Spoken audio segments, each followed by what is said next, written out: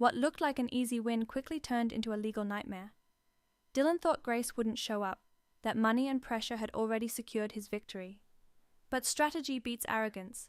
With a full legal team and undeniable evidence, she flips the entire case in seconds. This isn't luck, it's calculated timing and preparation. The lesson? In any battle, information and patience are your greatest weapons. Like and share for more powerful stories. Thanks for watching. On their 5th wedding anniversary, while she was 7 months pregnant, Grace's husband gave her a gift. It was not jewelry or flowers, it was a stack of divorce papers. With them was a check for $10,000 and a demand that she be out of the house by the next morning. As a fierce rainstorm raged outside, his mother arrived, holding a bottle of champagne to celebrate and empty boxes to pack. She stormed past Grace, went straight to the nursery, and began stuffing the tiny baby clothes into a trash bag. Grace stood there, frozen in disbelief. A few minutes later, another woman showed up, looking perfect in a tight red dress, and started measuring the windows for new drapes. They gave Grace just 1 hour to pack up 5 years of her life. She stepped out into the pouring rain with one suitcase, a rain-soaked check, and a small locket she'd had since she was an infant. It was all she had left from her parents, who died in a car crash. Her husband often said she was like background noise. His mother called her a stray cat they had rescued. They both thought she was a nobody, with nothing, who was going nowhere. But that locket contained a huge secret. It was a secret that linked her to a family name so powerful and so incredibly wealthy that it made the Crawfords' world look tiny.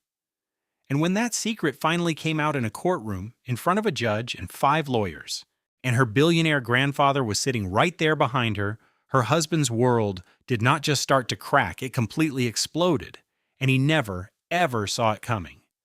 The lesson here is a powerful one. Your worth is never decided by the people who choose to abandon you. Your true value is shown by what you build after they are gone. Never allow someone else's cruelty to write your story. If this is already giving you chills, please write a comment below and tell me which part hit you the hardest. Click the like button so this story can find its way to someone who desperately needs to hear this message. Share it with a friend who needs to be reminded of her own strength, and please subscribe if you want more stories that are anything but ordinary, because this channel is not about the everyday. I will see you in the next one. Dylan Crawford did not just want to end his marriage. He wanted to pretend it never happened. He wanted to power wash every trace of his wife from his life with brutal force, complete dedication, and zero sympathy. He looked across the living room at the woman who had washed his laundry, prepared his meals, and was now carrying his own child. In his mind, she was just a poor orphan he had generously saved from a life of waitressing and cheap instant noodles. He felt nothing for her. It was actually less than nothing. She was simply an inconvenience, like an old suit he had outgrown and was annoyed to still see hanging in his closet. But Dylan made one massive miscalculation. He assumed her quiet nature meant she was not smart. He mistook her gentle spirit for weakness, and he was absolutely convinced that a woman with no family, no money, and no connections could never possibly challenge him. He had no idea that when he pushed those divorce papers across the table, he was not just ending a marriage. He was lighting the fuse to a bomb that would demolish everything he had ever built, every lie he had ever told, and every cruel thing he had ever said. This is the story of a man who threw away a queen because he was busy chasing a pawn. And it is the story of how that queen, without raising her voice, brought his entire kingdom to the ground. The envelope was thick, made from expensive cream-colored paper, and it looked very official. It sat on the mahogany coffee table, right in the spot where a vase of anniversary flowers should have been. The date was October the 14th, a Wednesday. It was the 5th wedding anniversary for Grace and Dylan Crawford. Grace was standing in the middle of their fancy New York townhouse, her hands still a bit damp from washing dishes. She had prepared Dylan's favorite dinner: a roast chicken with herbs, mashed potatoes with garlic, freshly baked bread, and a salad with the special imported olive oil he preferred. The dining table behind her was set perfectly for 2 people. There were white candles, a loving anniversary card she had spent an hour writing, and leaning against a small vase of daisies was the ultrasound picture of their baby girl. At 28 weeks, the photo showed a perfect little profile and 10 tiny fingers. Grace was 32 years old and 7 months along in her pregnancy. She moved slowly, often placing a hand on the curve of her belly. She was wearing her only nice maternity dress, a plain navy blue cotton dress from Target that had cost $30. She had saved for it by skipping her own lunches for 2 weeks, telling Dylan she simply was not hungry, while secretly eating a granola bar from her purse. Dylan would not have cared if she had been wearing a potato sack. Dylan had not really paid any attention to her in more than a year. She heard his key in the front door at 9:47 at night. He was more than 3 hours late. She had sent him a few text messages, but he never answered. The chicken had started to dry out around 8:30. She had turned the oven off for good at 9 o'clock. The door swung open and the loud click of expensive shoes echoed on the hardwood floor. Dylan Crawford came in, and he brought a gust of cold October air with him, along with the faint smell of whiskey mixed with a perfume that was not Grace's.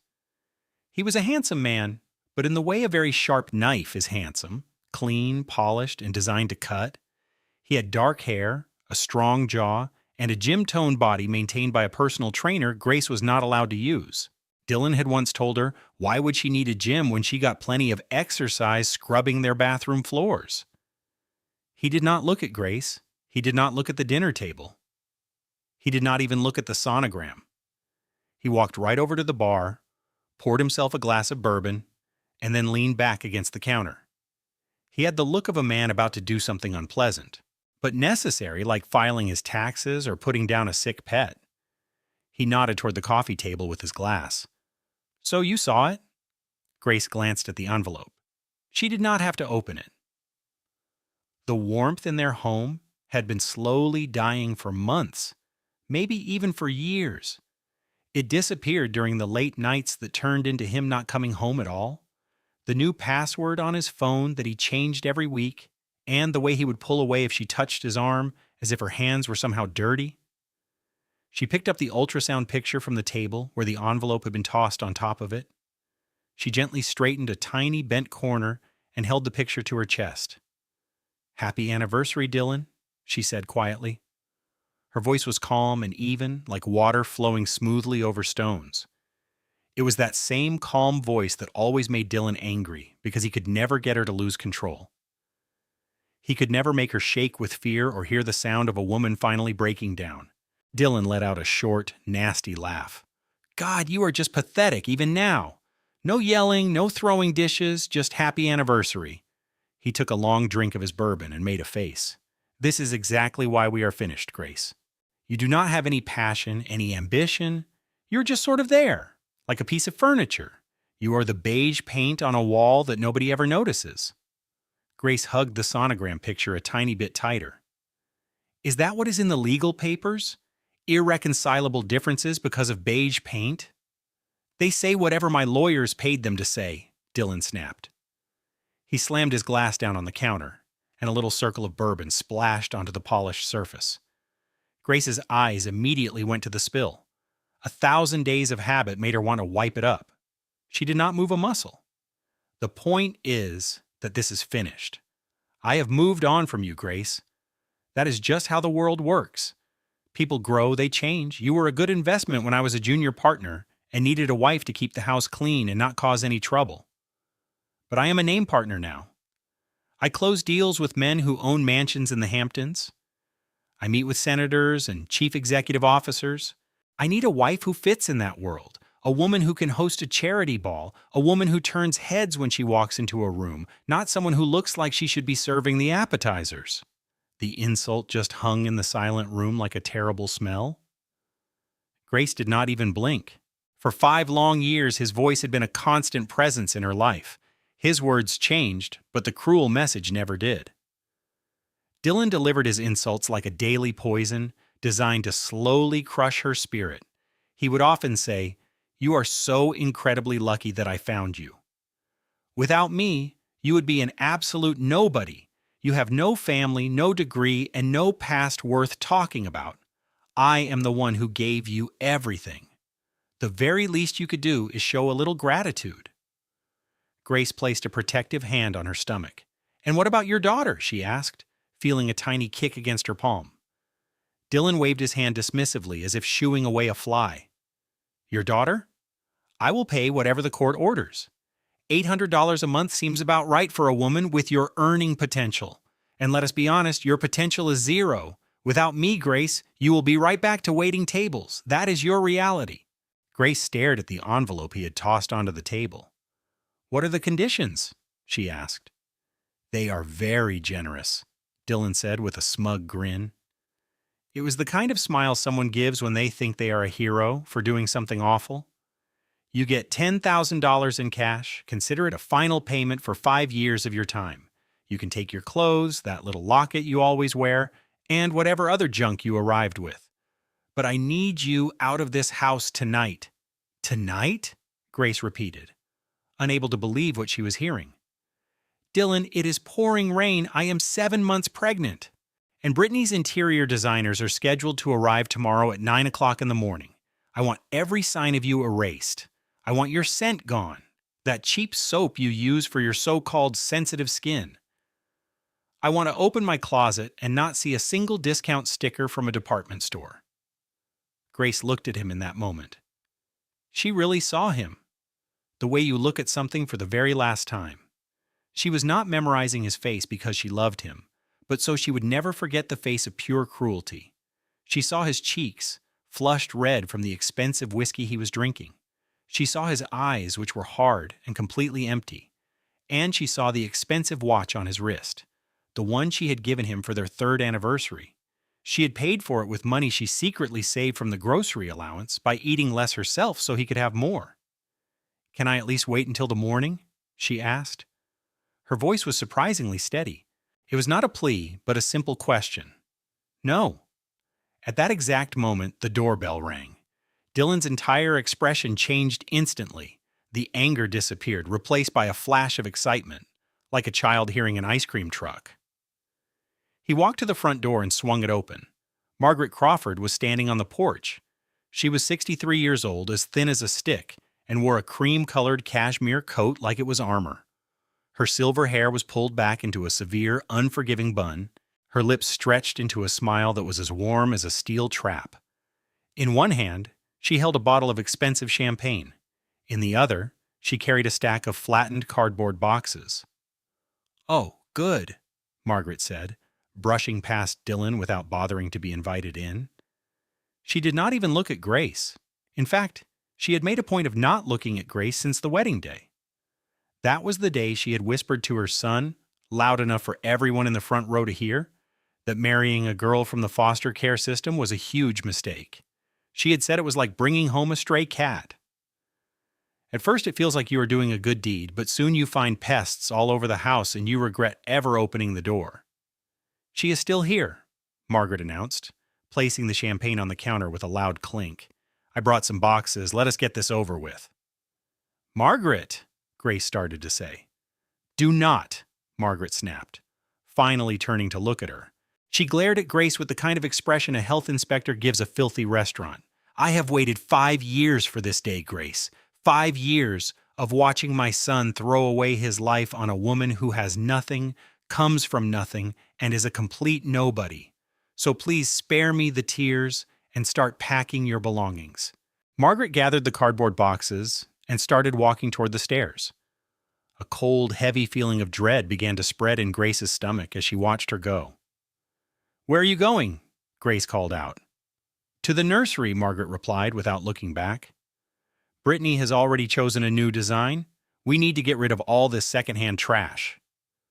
Grace moved as quickly as her pregnant body would let her. She got to the nursery door just as Margaret started pulling things from the shelves. This nursery was the only room in the entire house that felt like it was hers. It was the one room Dylan had allowed her to decorate because he had no interest in anything related to a baby. Grace had painted the beautiful butterflies on the walls herself using soft yellows and pinks. She had spent hours carefully balanced on a stepladder with a tiny paintbrush. The crib was from a thrift shop. Grace had spent 3 entire weekends sanding it down and painting it a bright, clean white. She made sure the finish was perfectly smooth so no little splinter could ever harm her baby's skin. On the shelves were small piles of baby clothes she had purchased one at a time from a charity store. She had washed every single item twice and folded them with immense love. Margaret snatched the small pile of clothes.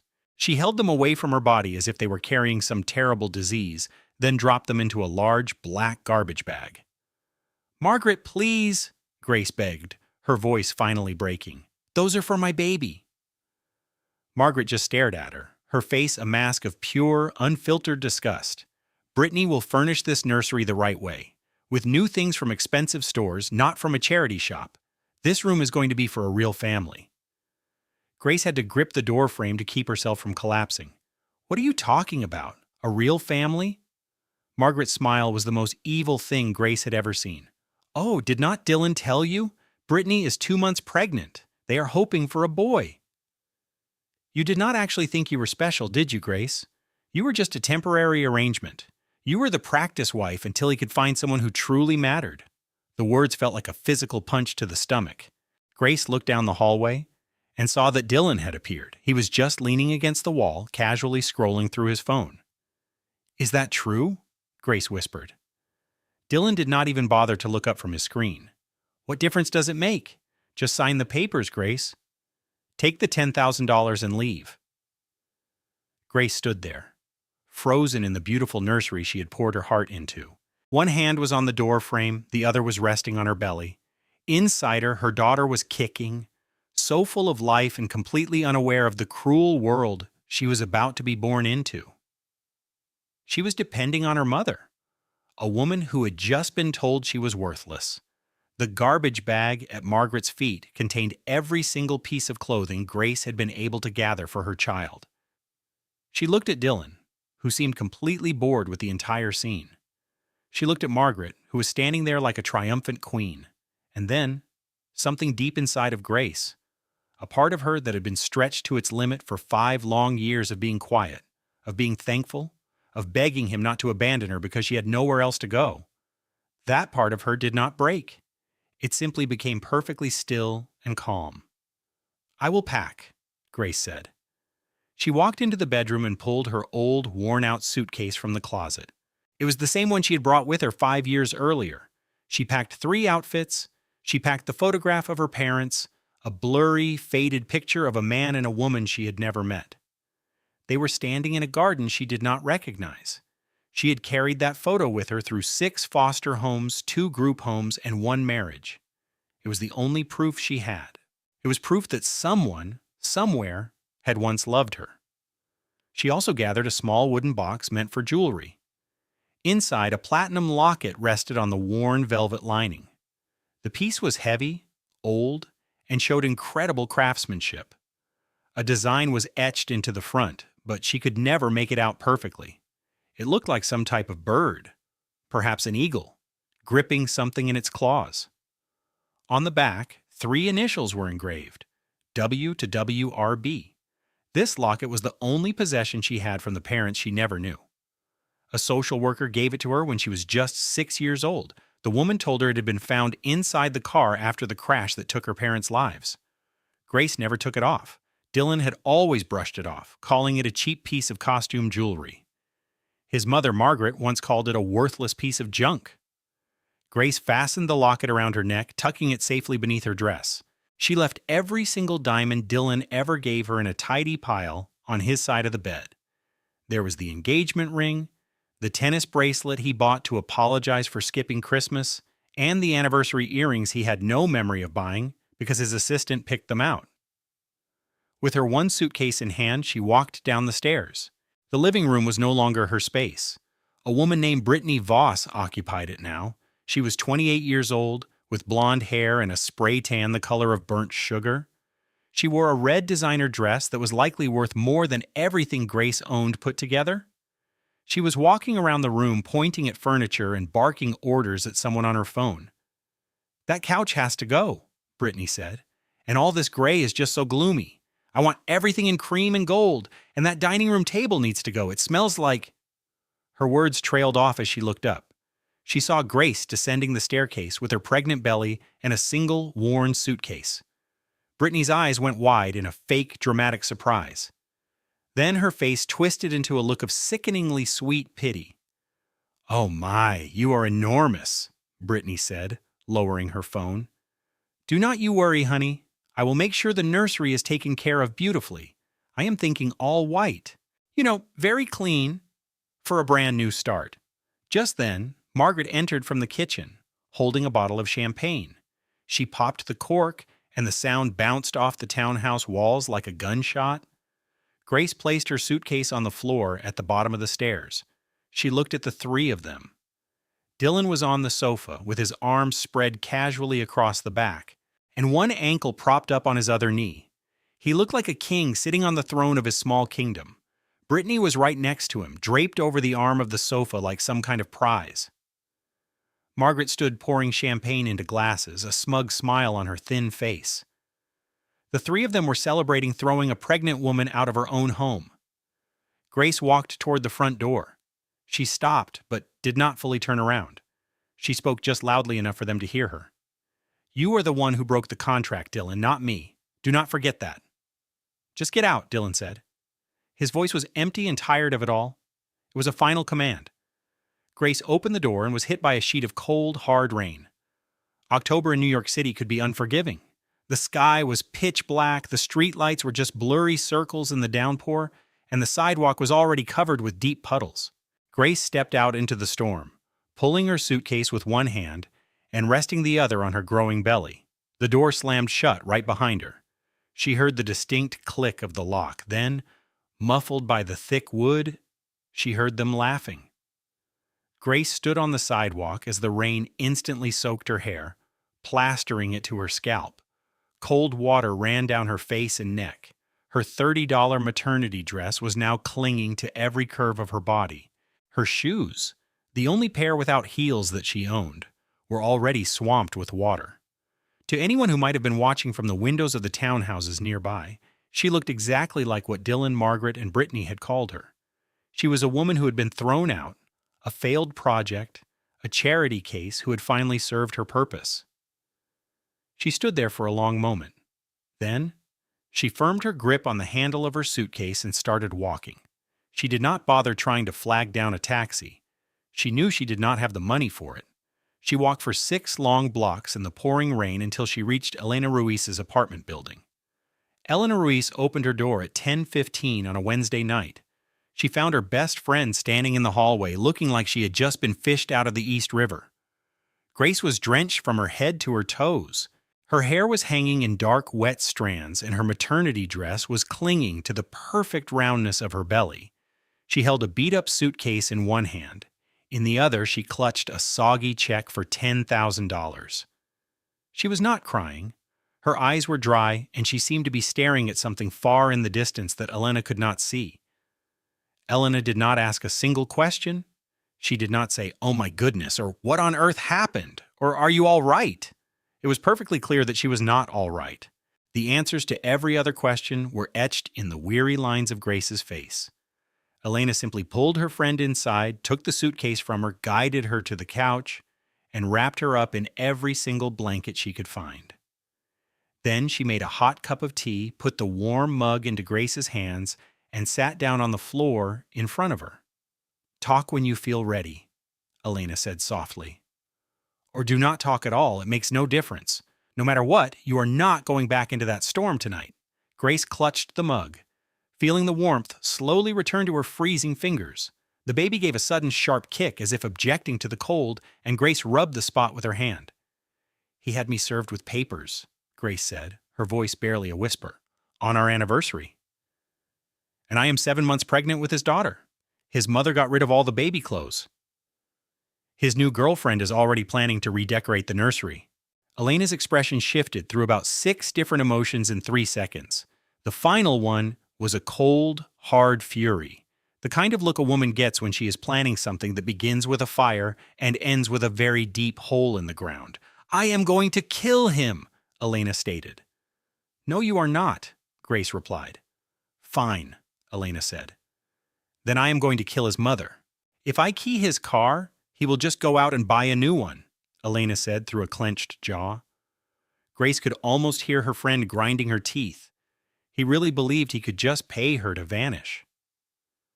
But Grace was on the verge of discovering a secret that would turn her entire world upside down. So keep listening to find out what happens.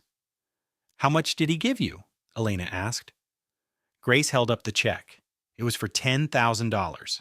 The paper was damp and crinkled, but the amount was perfectly clear. Elena repeated the number slowly. $10,000? She shook her head, unable to believe it. For 5 years of your life? For making every meal, for cleaning that enormous house, and for hosting all of his work parties? For managing his entire life and for carrying his child? He gives you $10,000? Grace looked down at the floor, her voice so quiet it was hard to hear. "He said it was a generous offer." Elena let out a short, bitter laugh. "He had the nerve to call that generous?" The way she said the word made it sound like something spoiled. She took a long, deep breath, trying to get her anger under control. "Okay, so what is the plan?" "I already filed my response with the court," Grace said. "The hearing is on November 20th. That gives me 37 days. "And what about your lawyer?" Elena asked. Grace did not answer. "Grace, you cannot go up against him by yourself. I do not have any money for a lawyer, Elena. I went to a legal aid office, and they gave me the forms. I just filled them out on my own." Elena stared at her friend, completely stunned. "You are going into a divorce hearing against a partner at a huge Manhattan law firm, and you are going to represent yourself?" "He will have 3 lawyers from his own firm there, and you know he is not paying them one single penny for it." Elena rubbed her face, looking exhausted. "So what are his terms?" Elena inquired. "He wants it all," Grace replied, her voice soft. "The house is his, he refuses to pay any alimony, and he is only offering $800 a month for the baby. He also expects me to walk away from all his other properties." Grace added, "His attorneys are telling the court I chose not to work and brought nothing of value to the marriage." "Chose not to work?" Elena's voice filled with disbelief. "He begged you to stop working. He said that looking after him and your home was supposed to be your full-time job." "I remember," Grace said with a heavy heart, "but I never got him to put that in writing." Silence filled the tiny apartment, broken only by the sound of rain tapping on the glass and the quiet hum of the old refrigerator. Elena lived in a small, one-bedroom apartment in Queens that you had to walk up to. The kitchen was really just an alcove in the living room. The bathroom was so cramped that you could use the toilet and wash your hands at the same time. The couch where Grace sat was now her bed. A metal spring was pushing through the fabric, and the cushions sank deeply in the center. But it was a shelter from the storm, and it was owned by a friend who genuinely cared for her. "You can live here for as long as you need," Elena said gently. "The sofa is not the best, but I am a pretty good person to live with." For a fleeting moment, something that felt like a smile touched Grace's lips. 3 weeks went by. Grace managed to get her position back at the Olympia Diner on West 46th Street. It was the very same place she had been a waitress when she met Dylan 6 years earlier. He had walked in for breakfast on his way to a court hearing. He had asked for a black coffee and a muffin with blueberries. Then he leaned in and told her that her eyes were the most stunning he had ever laid eyes on. He compared their color to violets, like a character from a children's book. Her face turned red as she quickly wrote her number on the back of his check. With a completely open heart, she accepted every compliment he gave her, having never been made to feel special before. She truly believed this handsome, well-dressed man saw something extraordinary in her. But now, she stood behind that very same counter 8 months into her pregnancy. She had to wear a maternity uniform that Elena had discovered for her in a second-hand store. She spent all day pouring coffee, trying her best to mask the constant pain in her lower back with a friendly smile. She worked 4 days a week, earning $9.50 per hour, not including tips. On a really busy day, she might take home $60. On a slow day, that number was closer to $30. But she never uttered a single word of complaint. Her job was the only part of her life that had ever felt dependable and fair. The agreement should have been straightforward. You put in the hours, and you get your wages. But Elena had no choice but to witness the cruel unfairness her friend endured. Each and every night, Grace returned from work with painfully swollen feet and a smile that seemed hollow. And each night, a new, heavy envelope from Dylan's legal team would be there. Their letters were getting nastier as time went on. The most recent one suggested Grace had gotten pregnant on purpose to get her hands on Dylan's wealth. The claim was so vile that Elena had crushed the paper in her hand and yelled words she almost never said. "You need to fight back against him," Elena begged her later that day. She was sitting on the floor, looking up at Grace, who was on the couch with her legs propped up on a stack of pillows. "You devoted 5 years of your life to that man. You cooked his meals, you cleaned his floors, you hosted his parties, you managed his schedule, his clothes, his prescriptions, and you even dealt with his difficult mother. That has to be worth something, Grace." "But none of that is on paper," Grace responded, her voice full of exhaustion. "His name is on the deed to the house, the titles for the cars, and every single bank account. I was like a ghost in my own life, Elena. My only purpose was to make things easier for him. And I was so good at my job that it is as if I was not even there." She gently rubbed an old locket that she held between her fingers. This was a nervous habit she had. Her thumb would move over the shape of a bird, and 3 letters carved into the back, WRB. The locket had some weight to it, fashioned from an unusual metal that resisted any kind of discoloration. It was the single item she owned from her parents, 2 people she never had the chance to know. Their images were just a fuzzy memory in one old faded picture. Through the years, caseworkers had given her bits and pieces of their sad story, but they were always too swamped to give real comfort to another child in the system.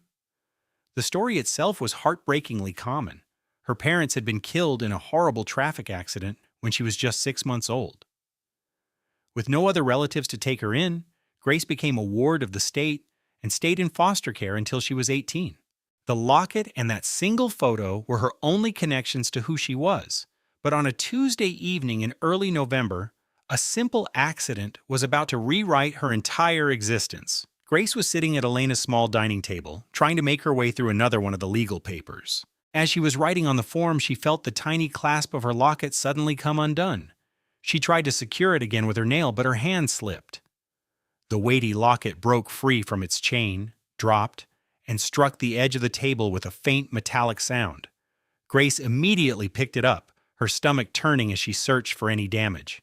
It seemed to be fine, but the fall had uncovered something amazing.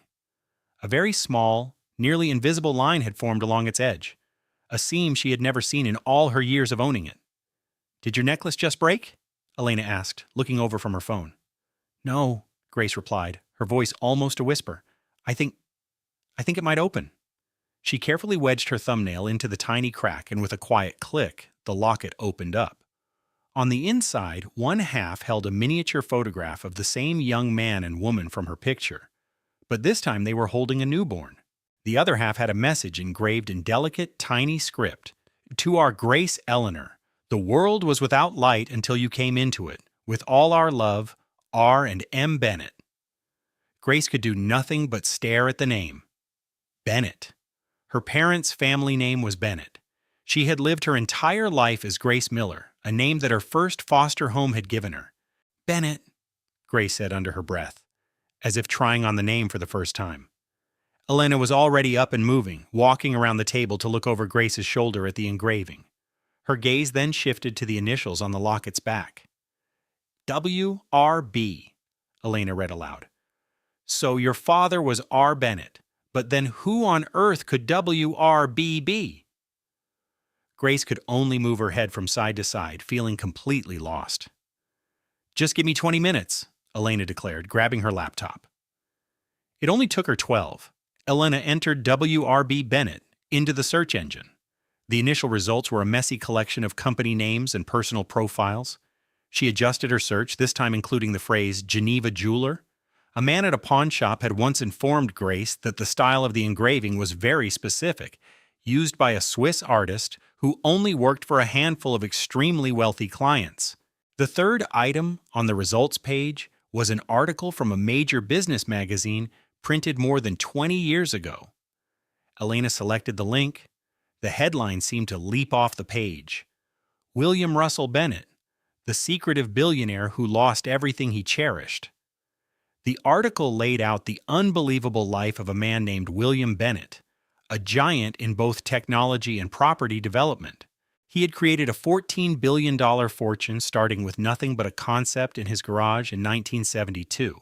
The profile described a brilliant but very private man who was known for being ruthless in his business dealings. He had a single child, a son named Robert Michael Bennett, who was married to a woman named Maria. In 1999, Robert and Maria lost their lives in a car accident in the northern part of New York. Their infant daughter, only 6 months old at the time, somehow survived the crash. Emergency workers freed the baby from the twisted metal and took her to a nearby hospital. But that is when a massive error occurred. The magazine described it as a total collapse of the system. Because of misplaced documents and a severely understaffed child welfare office, the baby just disappeared. She was lost inside the foster care network. A new name was given to her by her first foster parents, and her real identity as a Bennett was wiped away. William Bennett would go on to spend the next 25 years of his life and over $40 million frantically looking for the granddaughter he had lost. He employed entire teams of private investigators. He engaged in court battles and went in person to more than 300 different foster homes. He had scoured every town in New York, New Jersey, and Connecticut. Through all the years, he refused to give up hope. The article had pictures. The first showed a man named William Bennett, with silver hair and a look of pure determination, standing on the steps of a courthouse. The second was a photo of his son, Robert Bennett. When Grace's eyes landed on Robert Bennett's face, the entire kitchen felt like it was tipping over. It was like seeing a male reflection of herself.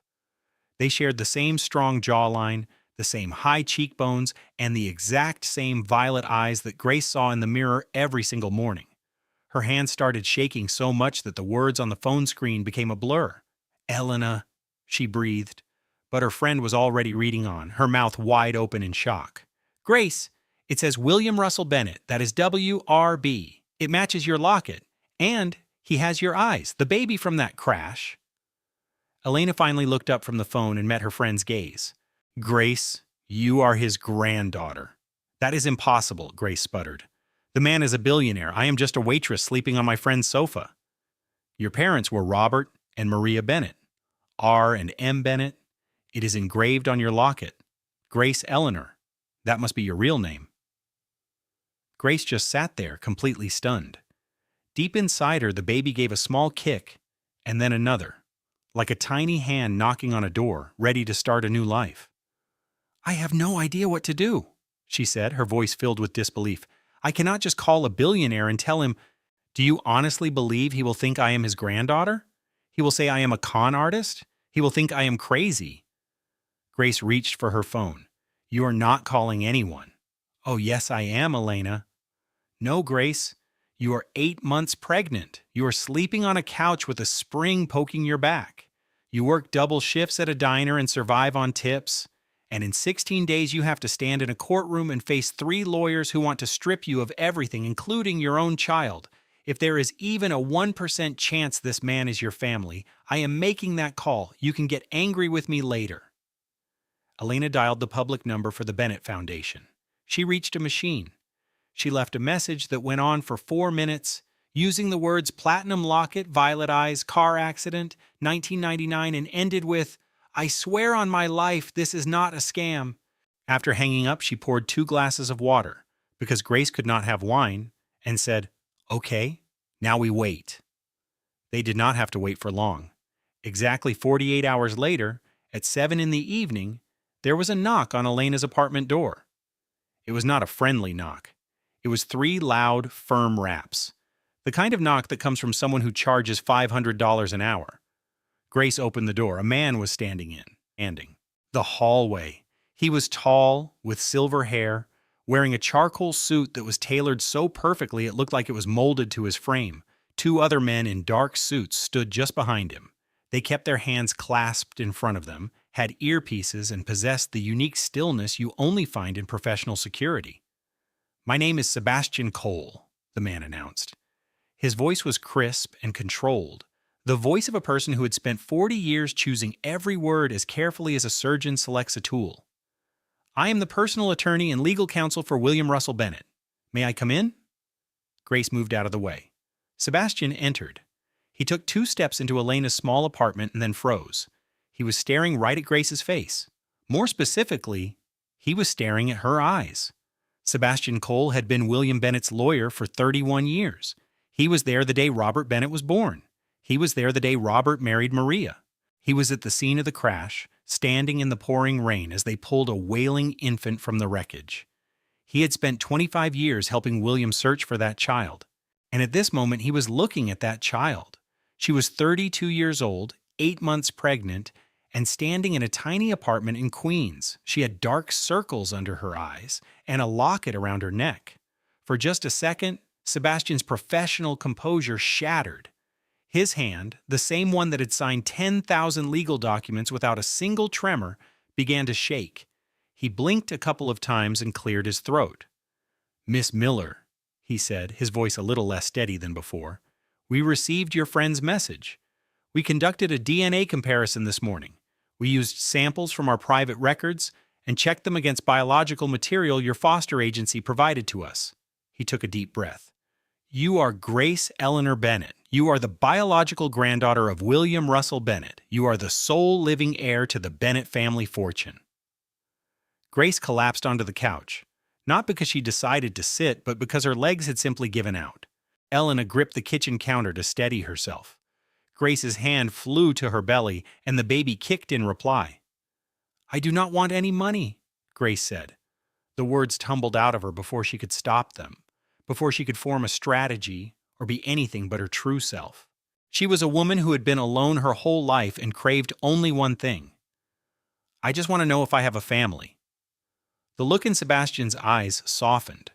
His professional demeanor melted away, revealing something profoundly and genuinely human underneath. "You have a grandfather," Sebastian said gently, "who has never given up searching for you since the day you went missing. He is sitting in the car downstairs right now. He has been waiting for 20 minutes. He was too afraid to come up himself." "What was he afraid of?"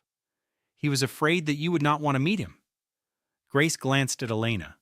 Her best friend was crying silently, tears streaming down her face as she covered her mouth with her hand. Grace turned back to Sebastian. "Tell him to come up."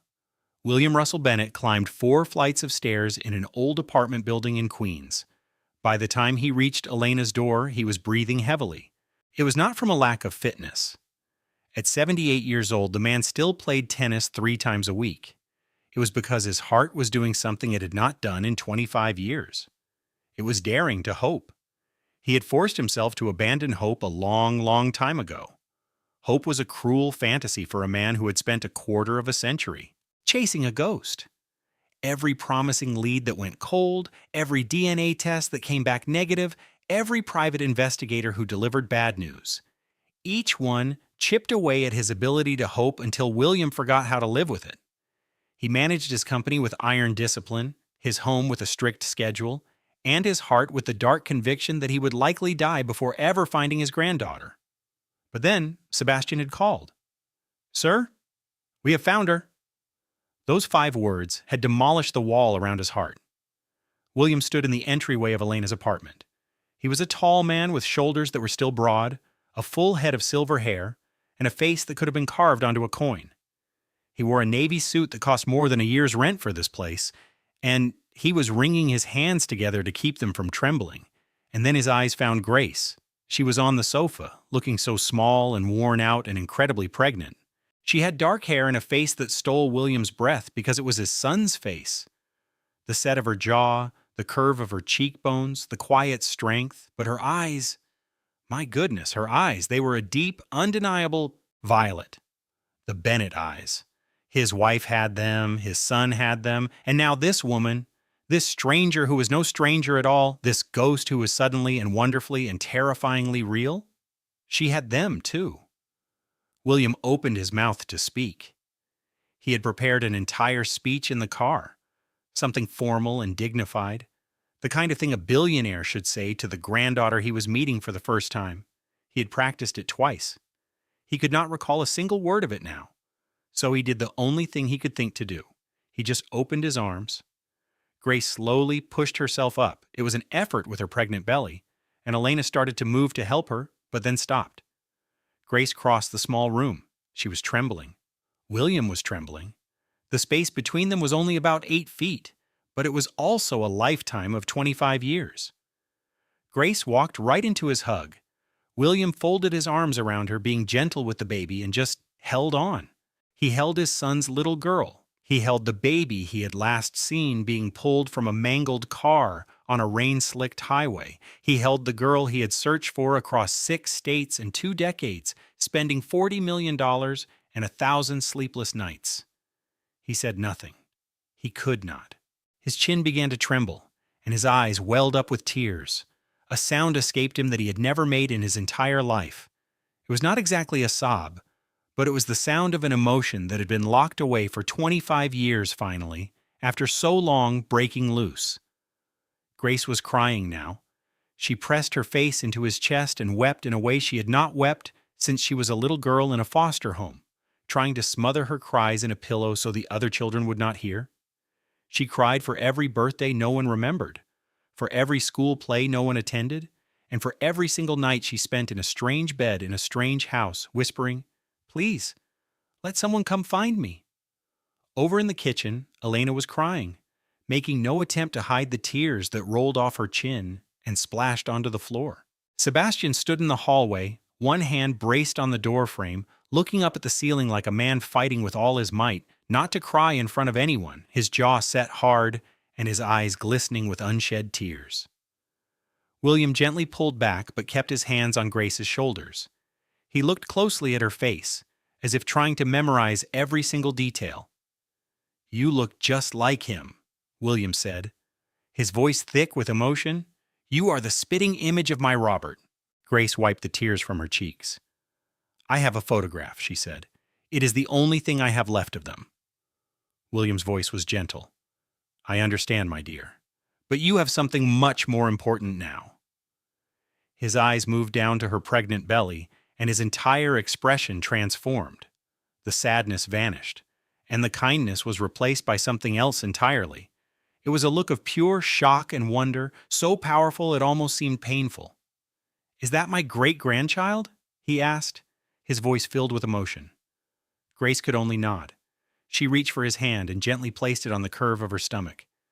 As if it were a sign, the baby gave a strong kick directly into the center of William's palm.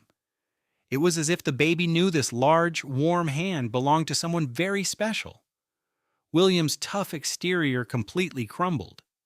This powerful billionaire who had faced down corporate enemies and government committees simply melted. Tears began to stream down the deep lines on his face. "Hello, little one," he whispered. "I am your great-grandfather. I have been looking for my family for a very, very long time." But then, the warmth in his eyes faded. Something much older and far more powerful took its place. It was the look of the man, a man who had built a $14 billion empire from scratch. It was the face of someone who would never allow harm to come to those he loved. "Grace," William began, his hands gently holding hers. "Sebastian gave me the basic outline of what happened, but I need you to tell me everything, every last detail." So, Grace shared her entire story. She told him about Dylan and their 5-year marriage, which was really just 5 years of being his personal maid. She explained how he controlled all the finances, isolated her from her friends, and chipped away at her confidence piece by piece. His cruel remarks became so common that she stopped recognizing them as abuse and started to believe they were true. She told him about the anniversary dinner that never happened, the divorce papers he left on her ultrasound picture, the $10,000, and his order for her to get out immediately. She was forced to leave in a blinding rainstorm, 7 months pregnant. She described Margaret, champagne glass in hand, tossing empty nursery boxes and baby clothes into a trash bag. She told him about Brittany, in a red dress with a smug grin, talking about her new beginning. William listened to the whole story without saying a word. His expression was like stone. His eyes did not blink. He sat perfectly still in Elena's old armchair, with his hands resting calmly on his knees. He took in every single word she said. He was like parched earth absorbing a lightning strike, silent and total, knowing a fire was about to ignite. When Grace finally finished speaking, a deep silence filled the apartment. William stood up. He methodically buttoned his suit jacket. It was a small, simple gesture, but Grace knew exactly what it meant. It was a man preparing for war. "Sebastian?" William called out. Sebastian appeared in the doorway almost instantly. "Get the team on the phone. I want every single one of them. I do not care if they are asleep, on vacation, or in another country. I want to know everything there is to know about Dylan Crawford. Every business deal, every dollar he has ever earned, every lie he has ever told. I want our top financial investigators going through his company's books by tomorrow morning. I want a background check so complete that I know what he ate for breakfast on his 10th birthday, and I want to be in that courtroom on November 20th. Consider it done, sir." And about his company, Crawford and Mercer. William glanced at Grace, then his gaze returned to Sebastian. "Buy it." Sebastian's eyebrow rose by perhaps a single millimeter. For him, this was the same as falling out of his chair in shock. "The whole company?" "The entire company. Buy the firm. Buy the office building. Buy the parking garage below the building. I want to own the very ground that man walks on before he even thinks about entering that courtroom to fight for my granddaughter's child." Sebastian simply nodded. He took out his phone and stepped into the hallway. Grace could hear his low, rapid voice, which sounded like a powerful engine starting up. William looked back at Grace, and the hard expression in his eyes softened. "Go pack your belongings, my dear. You and your friend are coming home with me. I have a penthouse apartment on Central Park West, and the deed is already in your name. I have scheduled an appointment with a doctor who specializes in high-risk pregnancies for you first thing tomorrow morning. And I have a team of lawyers who will ensure that the man who threw you out into a storm will never again have the power to hurt you or your daughter." Grace looked over at Elena. Her friend was leaning against the kitchen counter, her mascara smudged from tears. She had her arms crossed, looking like someone who had just seen her best friend's life change in the blink of an eye. "I will go get my coat," Elena said. By the next day, Grace was living in the Bennett penthouse. The apartment took up the entire top floor of a building on Central Park West, 62 stories above the city of Manhattan. The enormous floor-to-ceiling windows offered a stunning view of the park and the entire city skyline. Grace's private suite had a bedroom larger than Elena's whole apartment, a bathroom with heated marble floors, and a walk-in closet that was completely empty, since Grace owned only 3 outfits and her maternity work uniform. That first night, she stood in the middle of the huge bedroom, her bare feet cool on the marble floor, looking out at the millions of city lights. Somewhere in that city, in the beautiful townhouse she had kept perfectly for 5 years, Dylan was sleeping next to Brittany. He was probably dreaming about how easily he would win his case. He had no idea that the woman he had thrown away had been found by a power far greater than he could possibly imagine. Grace placed her hand on the window. The glass felt cool against her skin as the city glittered below. "I do not want to ruin him," she said softly. William, who had been standing quietly in the doorway, paused for a moment. Then he came to stand beside her, taking in the same breathtaking view. "I know you do not," he answered. "And that is one of the many reasons I already care for you so much. You have the same kind heart your father had." He waited a moment before continuing. "But my responsibility is to make certain he can never harm you again. This is not about revenge, Grace. This is what a grandfather does." He kissed her on the forehead and left her alone with the city lights. That night, Grace lay in a bed that was softer than anything she had ever felt. She stared up at the high ceiling. The baby was restless, kicking and turning inside her, keeping her awake. She gently rubbed her belly in slow circles. "Everything is going to be okay, Lily," she whispered. It was the first time she had ever said the name out loud. She had held that name in her heart for months, too afraid to speak it. She worried that if she named her baby, the pain of losing her would be unbearable if Dylan succeeded in taking her away. But Dylan was not going to take anything from her anymore. "Everything is going to be okay." The next 19 days unfolded with the precision of a military operation. Sebastian Cole established a command center on the 48th floor of the Bennett Global Tower on Park Avenue. The space was originally a boardroom for company acquisitions. It had a long, polished mahogany table, 6 huge monitors on the walls, and a coffee machine that was always brewing. Sebastian brought in the absolute best legal and the sharpest financial minds money could buy. He then aimed all of that power directly at Dylan Crawford, like a loaded weapon. His first step was to take over Dylan's company, Crawford and Mercer. The entire takeover was completed in just 72 hours through a network of shell corporations and private trusts. The whole operation was perfectly legal and designed to keep Dylan completely in the dark until the perfect moment. Bennett Capital Partners, a firm controlled by the Bennett Family Trust, bought 51% of the company's shares. The other partners received an offer to sell their shares for 30% above the current market price. They quickly took the deal, signed the papers, and promised to keep the sale quiet. Sebastian also had them sign a standard non-disclosure agreement which guaranteed their silence. Not a single person spoke a word. The second step was a deep dive into the company's finances. Sebastian hired a team of 6 forensic accountants from a top firm that specialized in finding financial crimes. They were given complete access to every single financial record at Crawford and Mercer. As the new controlling owner, Bennett Capital had the full legal authority to examine everything.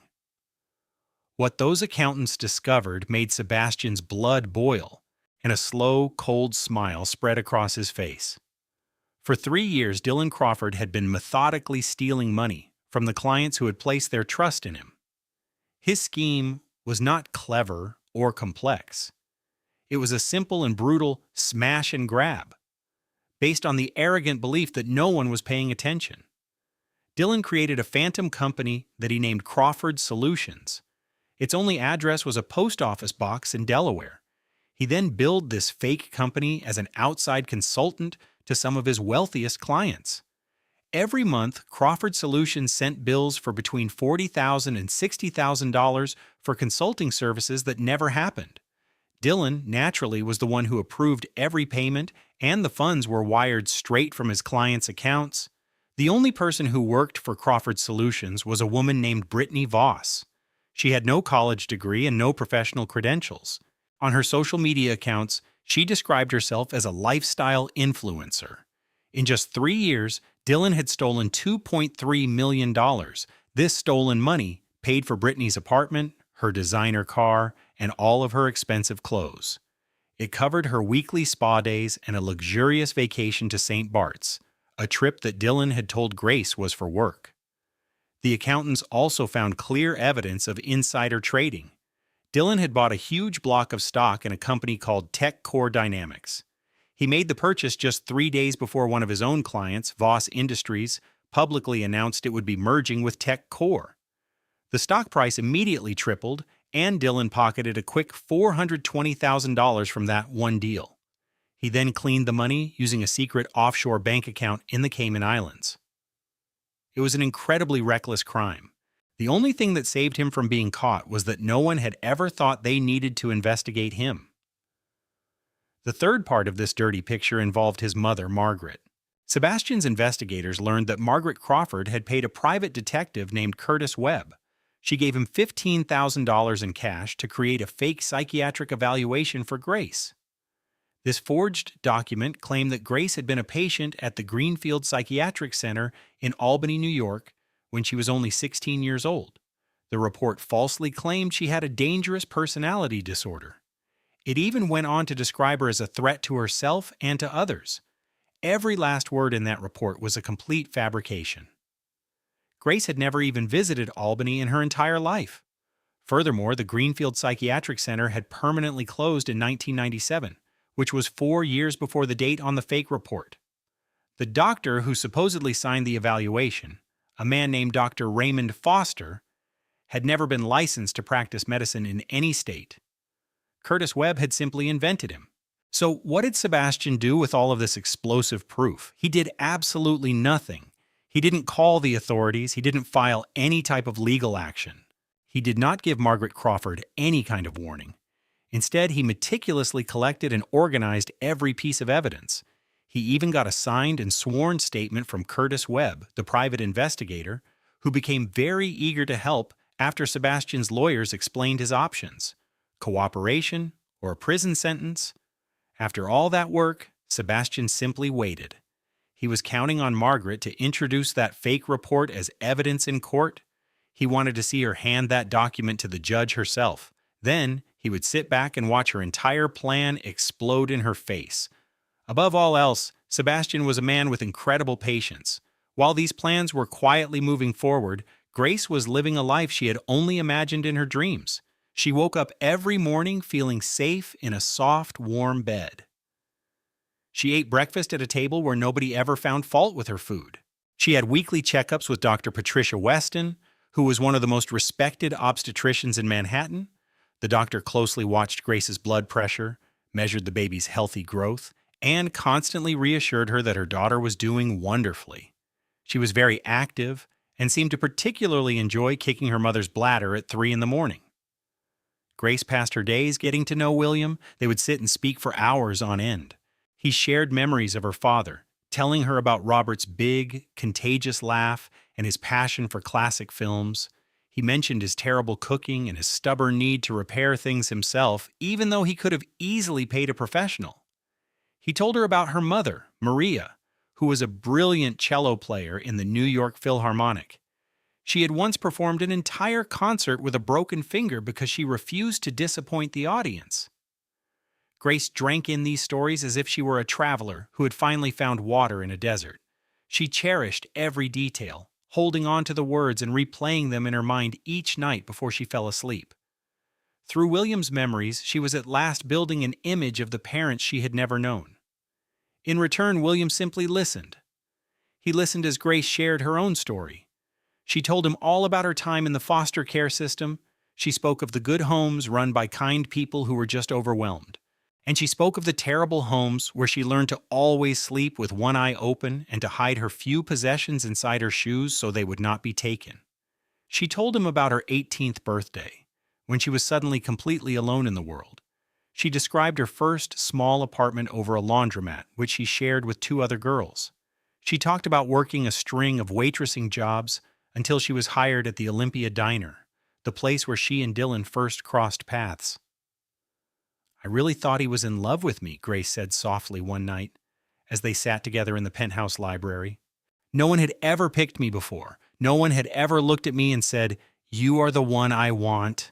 When he proposed, it felt like all my dreams were finally real. I thought someone had finally seen me for who I really was."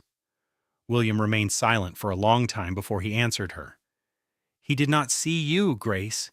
He saw a chance to take something for himself. That is a very big difference. I see that now? That is good. Because the events in that courtroom are going to completely transform your future. I need you to understand, not just think or feel, but to know with your whole heart that you are worthy of all the good things that are about to happen." Grace's hand instinctively went to the locket around her neck. "I am not doing any of this for revenge." "I know you are not. You are doing it for her," he replied, giving a gentle look towards her pregnant belly. "And there is no better reason than that." On the night of November 19th, just one evening before the scheduled court appearance, Grace was standing near the huge penthouse window. She gazed down at the sparkling carpet of lights that was Central Park far below. In the kitchen, Elena was anxiously eating popcorn while reviewing the detailed schedule Sebastian had prepared for them. Sebastian himself had gone home at 10 o'clock, which was much earlier than usual for him. He joked that he needed to get some tactical rest.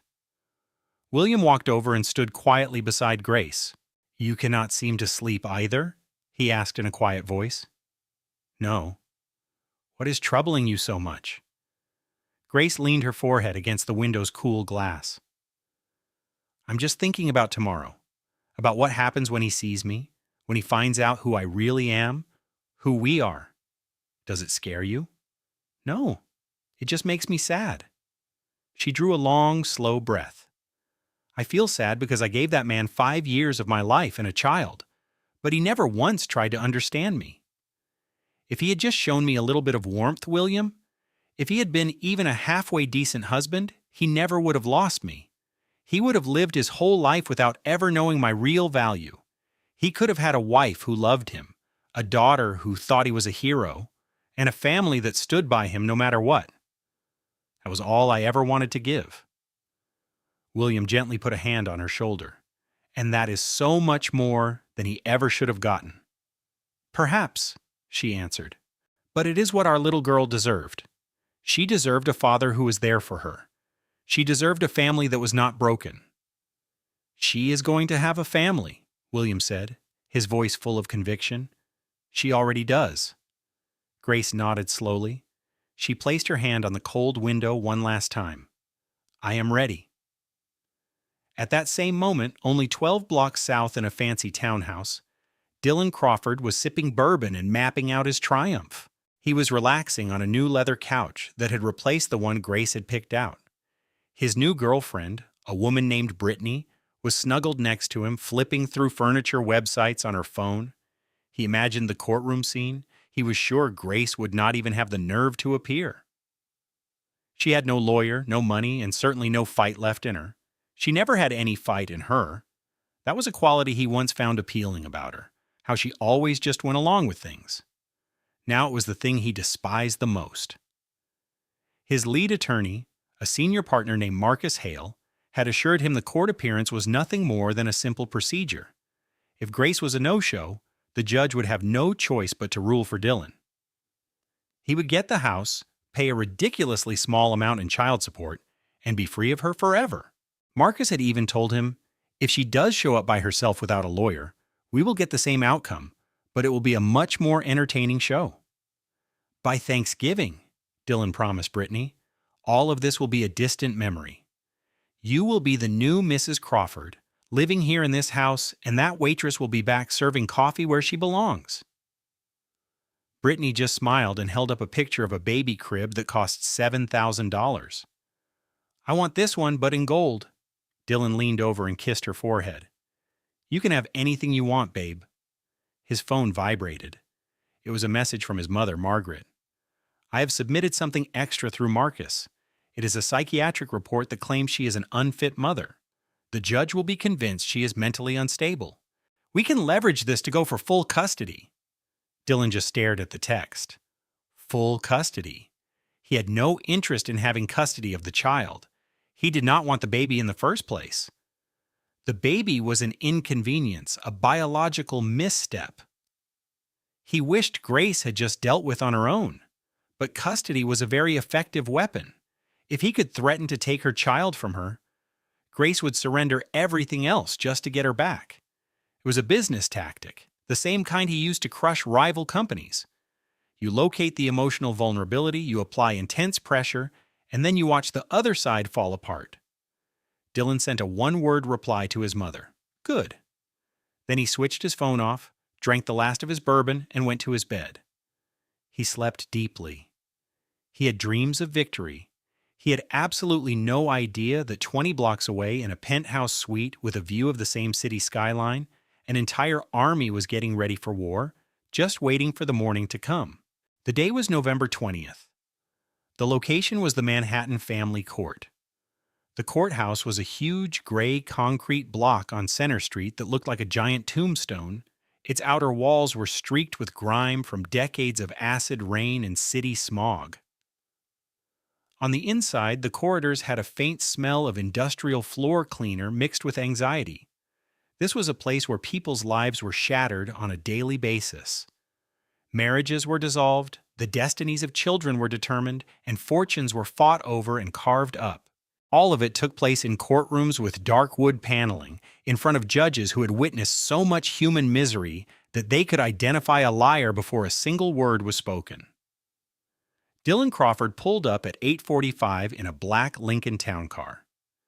He was wearing his finest suit, a charcoal gray one from Brioni that he had purchased with funds embezzled from a client's account, a fact he would never acknowledge.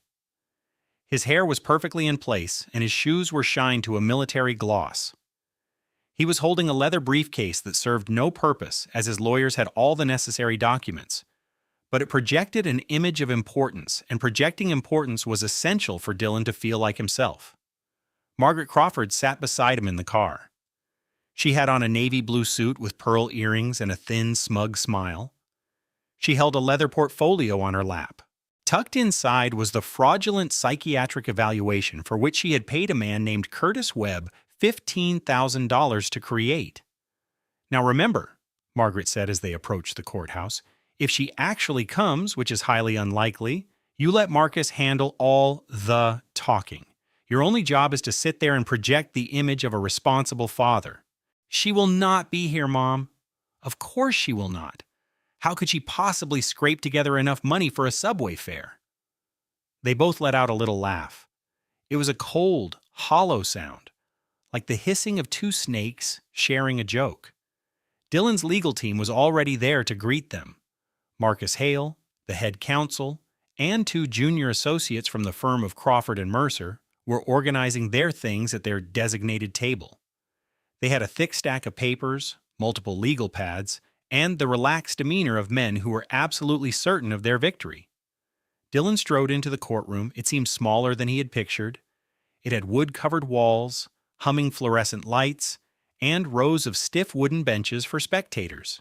The plaque on the judge's bench identified her as Judge Patricia Holloway.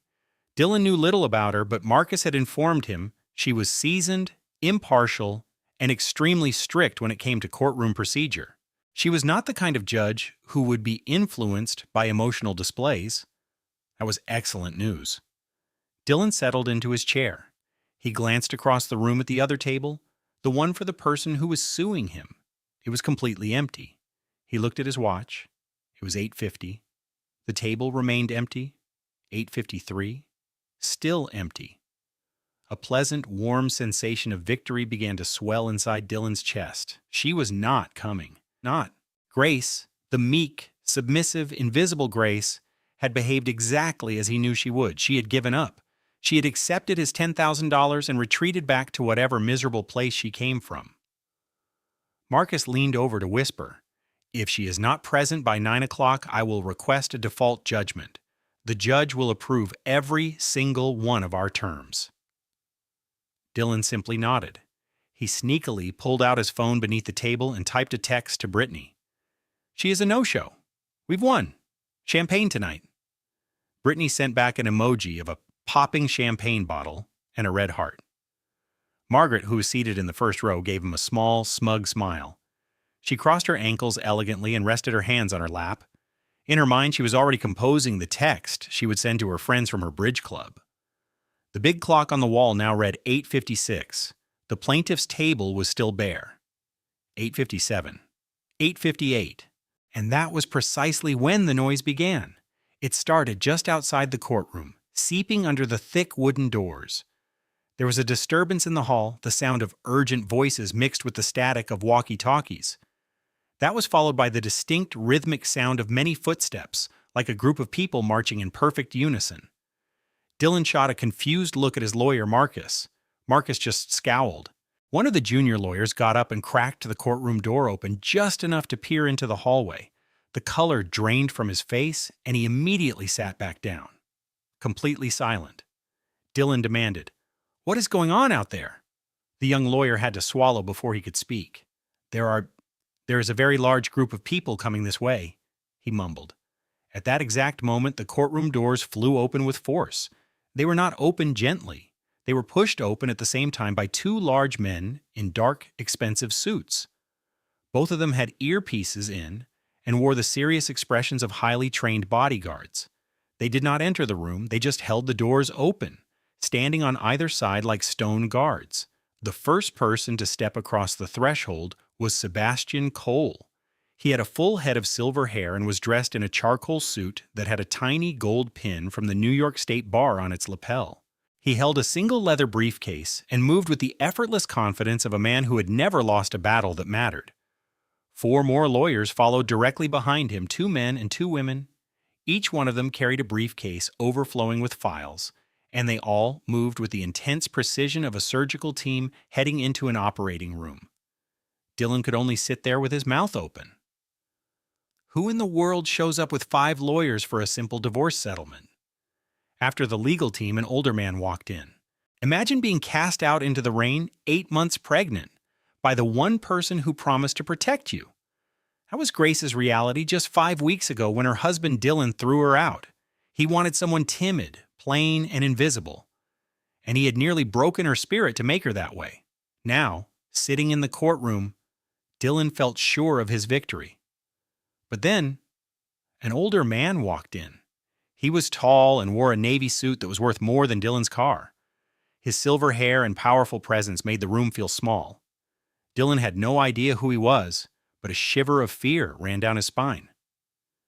Just as that feeling hit, the courtroom doors opened again and Grace entered. The air rushed out of Dylan's lungs. For 3 whole seconds, he forgot how to breathe. This was not the broken woman he had abandoned. This was a complete stranger. Grace wore a custom navy blue maternity dress that was both elegant and strong. Her friend Elena had styled her hair beautifully, and her skin had the healthy glow of late pregnancy. She looked radiant, powerful, and ready. Her violet eyes, the same ones Dylan had ignored for 5 years, were now sharp and clear, with no hint of forgiveness. Around her neck was a platinum locket, polished to a brilliant shine and hanging from a new white gold chain that sparkled in the light. Grace walked with unshakable purpose down the center of the courtroom. She never once looked to the side, and she certainly never looked at Dylan. She went straight to the plaintiff's table and sat down with her lawyer, Sebastian. 4 other lawyers sat in a row right behind them. The powerful older man, William Bennett, took a seat in the front row directly behind Grace. He positioned himself so Dylan could not miss him. The message was clear and silent.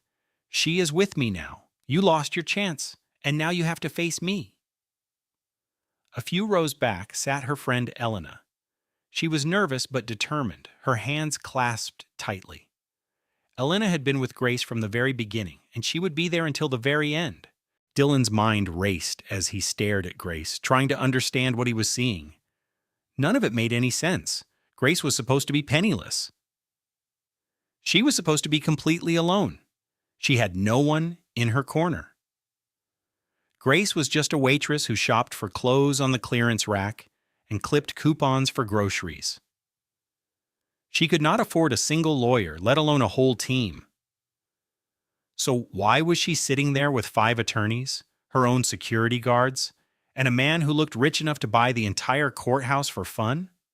His mother, Margaret, leaned over the gallery railing and whispered with urgency, "Dylan, who are these people with her?" Dylan did not respond. He found he could not speak. His eyes were fixed on the briefcase that Sebastian had placed on the table. A crest was embossed in gold on the rich leather.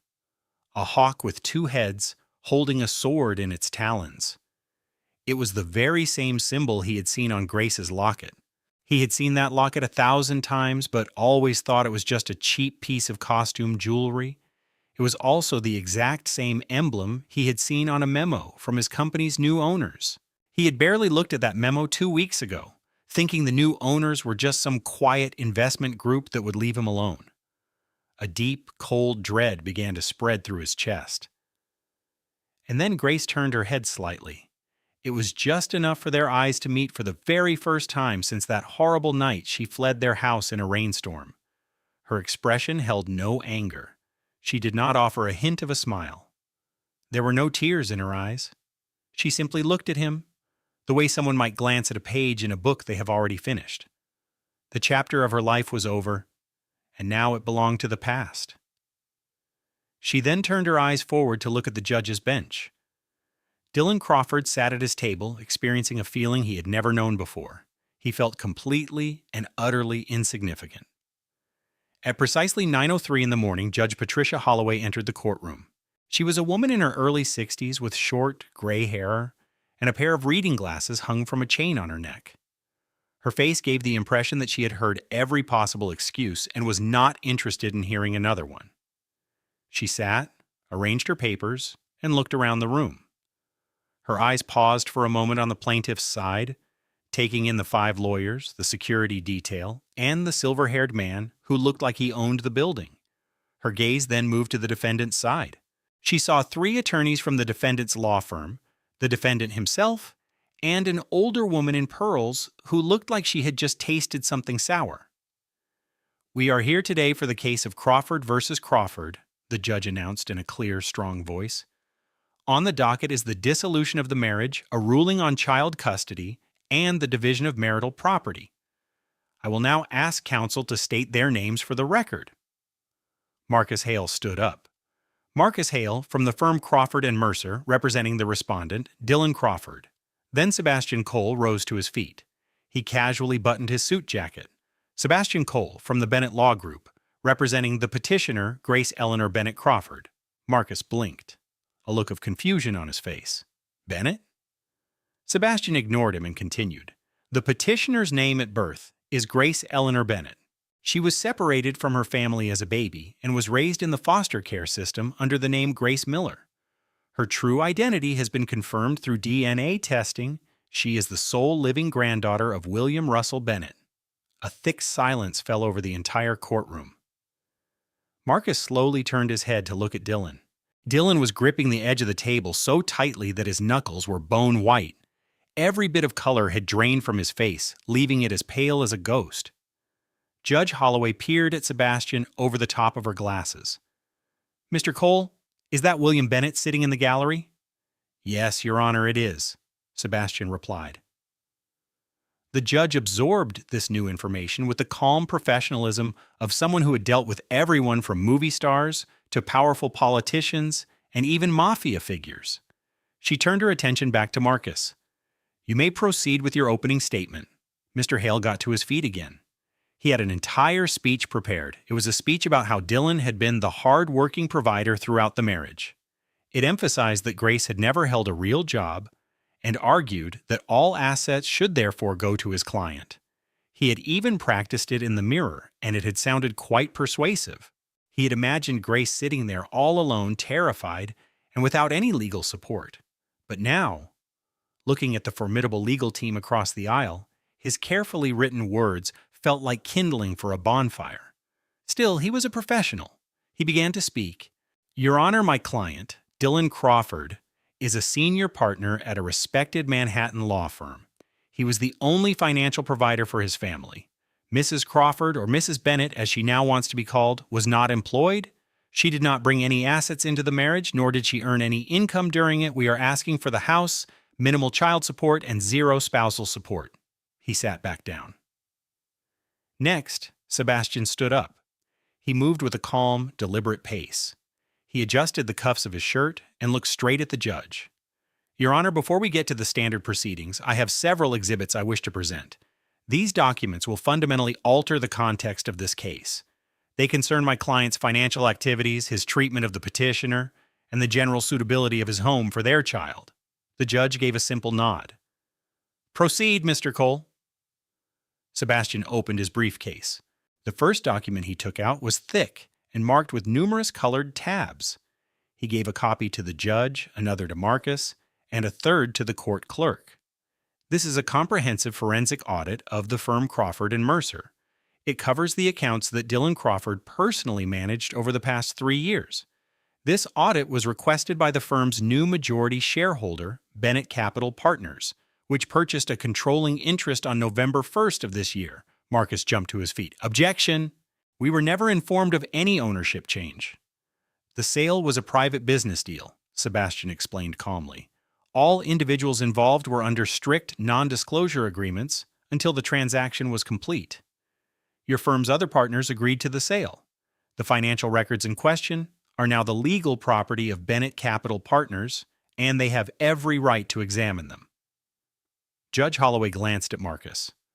"Overruled. You may continue, Mr. Cole." Sebastian turned a page in his document. He spoke in a clear, steady voice that carried to every corner of the room. Each word he uttered was like a stone dropping into a quiet pool of water. "For the past 36 months, Mr. Crawford has been operating a shell company named Crawford Solutions.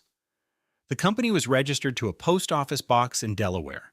This entity sent invoices to many of Mr. Crawford's most wealthy clients. Each month, Crawford Solutions would bill these clients between $40,000 to $60,000 for consulting work that was never actually done. Mr. Crawford personally authorized these payments, using his own client's money. Dillon shot up from his chair. Those are confidential company records. Please take your seat, Mr. Crawford, Judge Holloway said, her voice now having a sharp edge. You will get a chance to speak later. Dillon collapsed back into his chair, his face looking pale and sick. Sebastian went on without missing a beat. The only person listed as an employee for Crawford Solutions is a woman by the name of Brittany Voss. She does not have a college degree, she holds no professional licenses, and her public job description is, and I am quoting, a lifestyle influencer. He paused for a moment, letting that information sink into the silent courtroom. Over a 3-year period, Mr. Crawford embezzled roughly $2.3 million from his clients through this fraudulent scheme. That money was used to pay for Miss Voss's apartment, her car, her designer wardrobe, all of her personal bills, and even a trip to the Caribbean. A trip, I should add, that Mr. Crawford told his pregnant wife was for business. Sebastian carefully placed the first document down and picked up a second one. Our investigation also found that Mr. Crawford bought shares in a corporation called TechCore Dynamics. He made this purchase just 3 days before his own firm's client, Voss Industries, announced it was merging with TechCore. The stock's price tripled overnight. Mr. Crawford made a profit of $420,000 from that single illegal stock trade. He placed this document down too. So, Your Honor, I will make this extremely clear. While Mrs. Crawford was 8 months pregnant and working as a waitress in shoes full of holes just to afford food, her husband was taking millions from his own clients. He used that money to support a mistress and break the law. We think this reveals everything about his character and is essential for this case. The courtroom fell so quiet that the ticking of the clock on the wall was audible. Judge Holloway shifted her eyes to Dillon. Mr. Crawford, do you wish to respond? Dillon's mouth was open, but no words came out. His attorney, Marcus, clutched his arm, whispering intensely into his ear. Dillon simply shook his head, looking completely defeated. We do not have a comment at this moment, Your Honor, Marcus stated, his earlier confidence completely gone. But Sebastian had more to say. Your Honor, I have a final piece of information. He looked toward the audience. Margaret Crawford was sitting in the first row, her expression as still as a marble carving. She was squeezing her purse so tightly that the leather had deep wrinkles. The respondent's mother, Margaret Crawford, is in possession of a document. I suspect the other side planned to use it as evidence. I would ask them to present it now. Marcus stiffened. He looked at Margaret. She gave him a short, demanding nod. With a heavy breath, Marcus took a psychiatric report out of his briefcase. Your Honor, Marcus started with hesitation, we would like to submit a psychiatric review of the petitioner. It was done when she was in foster care. It brings up significant concerns about her ability to be a parent. He passed the document to the judge. Judge Holloway read through the pages. Then she raised her head. Mr. Cole, your response? Sebastian stood perfectly straight, his hands linked behind him. This was the moment he had been anticipating. Your Honor, the paper they just gave you is a complete and utter fake. Margaret leaned forward abruptly in her chair. That is not true. The doctor named in this report, a Dr. Raymond Foster, is not real. There is no medical doctor with that name, with a license in the state of New York or any other state for that matter. The hospital it refers to, the Greenfield Psychiatric Center, was shut down for good in 1997. That is 4 years before the date that is printed on this fabricated document. Sebastian took out another file. In addition, we have a signed confession from the individual who made this fake document. His name is Curtis Webb, a private investigator. He was hired by Margaret Crawford and was paid $15,000 in cash to invent this report. Mr. Webb has admitted to everything in a sworn affidavit. He described Mrs. Crawford's orders, the cash payment, and the way he invented Dr. Foster. He gave us this statement as part of a plea agreement. Sebastian put the confession directly on the judge's desk. Margaret leaped up, her face as pale as a ghost. That man is a liar. I did not. Dillon, tell them. Tell them I would never do something like that. Ma'am, you need to sit down immediately. Judge Holloway's voice was as sharp as broken glass. Margaret paid her no attention. She faced Dillon, her eyes wide with panic. Dillon, say something. You need to protect me. But Dillon would not even glance in her direction. He just looked down at the shiny surface of the table. A slight shake went through his hands. "Bailiff," Judge Holloway ordered. Following her command, 2 officers began to approach Margaret. She tried to speak again, but the judge stopped her. "Mrs. Crawford, you are being removed from this courtroom. I am sending this document to the district attorney who will start an investigation into you for fraud and perjury. These are serious crimes. I suggest you get a lawyer." Margaret's mouth fell open. The bailiffs took her by the arms. While she struggled with them, she turned to look at Dylan. Dylan, you cannot allow this to happen. Everything I have done was for your sake. It was all for you." Dylan stayed motionless in his chair. He did not look up. He just sat there, hearing his mother's yells grow quieter as the large courtroom door shut behind her. A thick silence settled over the room. Sebastian then shared the last, most damaging piece of news. "Your Honor, there is one final issue. Mrs. Rachel Torres is here in the gallery with us today. She is from the Office of Attorney Ethics for the New York State Bar Association. After reviewing the evidence of theft, insider trading, and the misuse of client money, the Bar Association is starting the process to disbar Dylan Crawford. His license to practice law in New York was officially suspended this morning at 8 o'clock. Marcus Hale stood up. He straightened his tie and gave Dylan a look that was a mix of sympathy and professional distance. "Your Honor," Marcus said, "effective immediately, we are stepping down as counsel for the respondent. The new owners of our firm have told us that continuing to represent Mr. Crawford would create a conflict of interest." He collected his papers. The 2 younger lawyers collected theirs. They turned and walked out of the courtroom without looking back at Dylan even once. Dylan was now completely by himself at the defense table. He was without his legal team, his mother, his business, and his license to practice law. Judge Holloway observed him for a long, silent moment before directing her focus to Grace. "Mrs. Crawford, would you like to speak to the court?" Grace rose to her feet. She placed both of her hands on the table in front of her, pushing herself up with care, her stomach round with her baby at 8 months. She decided not to go to the podium. She remained where she was, at the plaintiff's table, her hands held protectively over her unborn child. She never looked at Dylan. "Your Honor," Grace began, her voice steady and clear. It was not loud or full of emotion, but it had the strength of someone speaking the truth, which needs no practice. 5 years ago, I married a man who made me believe he loved me. I believed him because I had never known love before. I grew up in the foster care system. I had no family, no money, and no powerful name. When Dylan asked me to marry him, I felt like I had finally been seen for who I was. I thought that love required me to be grateful. I thought love required me to be quiet while someone systematically took away every part of my identity and then expected me to be thankful." She paused to take a breath. 5 weeks ago, on our wedding anniversary, my husband gave me divorce papers. I was 7 months pregnant. He told me I was nothing more than background noise in his world. He offered me $10,000 and insisted that I leave our home by that same evening. While the rain poured down heavily, his mother came over, claiming she was there to help. She went straight to the nursery, a room I had taken months to prepare with love for our daughter. Then, while I stood there in disbelief, she began to stuff my baby's small clothes into a black trash bag. In the courtroom, Grace's voice remained perfectly calm. It was the only solid thing in a life that had fallen apart. I did not know who I was back then.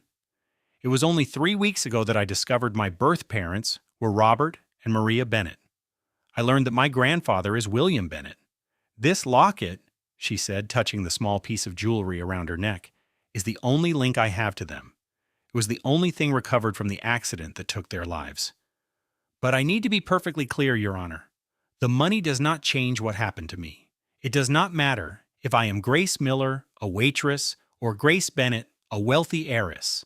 No woman, no pregnant woman, no human being on this earth should be thrown out into a storm by the same person who promised to love and care for them. The money did not create the truth. It just provided the truth with an opportunity to be heard at last. As Grace took her seat, a deep quiet descended on the courtroom. After a few seconds, a voice from the back of the room broke the silence. Elena whispered, loud enough for everyone to hear, "That is my girl." Not a single person in that room tried to quiet her because every one of them felt the exact same way. Judge Patricia Holloway did not give her decision right away. She went back to her private office for 45 very long minutes. During that time, Dylan Crawford sat all by himself at the defendant's table. Some people might say he was having a moment of deep realization, but it was really more like watching the entire world he had built turn into sand and slip through his fingers. His whole life was based on one simple idea, that he was the one who provided everything. He was the hero. He was the man who took a nobody and gave her a life she could only have dreamed of. Every mean comment, every time he ignored her, every night he came home smelling of another woman. He justified it all with this one grand idea. He was the one with all the value. She was the one who should have been grateful. But in that courtroom, he sat there with no lawyers, no license, no company, and no mother on his side. And the woman he told to be thankful was now across the room, surrounded by a team of lawyers so powerful they could probably run a small country. She also had a grandfather whose personal wealth made the economies of several small countries look tiny. Dylan could only look down at the shiny wooden table, tracing the patterns in the grain with his finger. He thought back to the night he kicked her out. He remembered the pouring rain, the packed suitcase, and the shape of her pregnant belly. He remembered how she paused in the doorway and said, "You are the one who broke our agreement, not me." He had no idea what she meant then, but he understood it perfectly now. The agreement was about more than a piece of paper from the city. It was about the simple, unspoken trust between two people. It is a promise that when someone puts their whole life in your hands, you do not just throw it away like garbage. When the judge came back into the courtroom, she sat down and put on her reading glasses. She looked at Grace first, and then her eyes landed on Dylan. "I have looked over all the evidence presented today. This includes the money records, the fake psychiatric report, and what both of you had to say. I am now ready to make my decisions." She picked up a pile of papers. "First, about the custody of the baby. I am giving full legal and physical custody to the mother, Grace Eleanor Bennett Crawford. The father, Dylan Crawford, will only be allowed to visit with supervision. This is only after he successfully finishes a parenting class approved by this court. He was also ordered to undergo a psychological evaluation with a licensed professional, which he would have to pay for himself. The judge made it clear that he would not be allowed to see his child until both of these conditions were met." Dylan squeezed his eyes shut. Next, the judge addressed the issue of their home. The townhouse located at 447 East 73rd Street was awarded to Grace. The court acknowledged her significant contributions that were not financial during the marriage. These duties included running the household, cooking every meal, planning social events, and taking care of the property. Dylan's financial wrongdoing meant he lost any right he might have had to the house. Then came the division of their money. The judge ordered that Dylan's personal bank accounts and everything connected to them were to be frozen right away.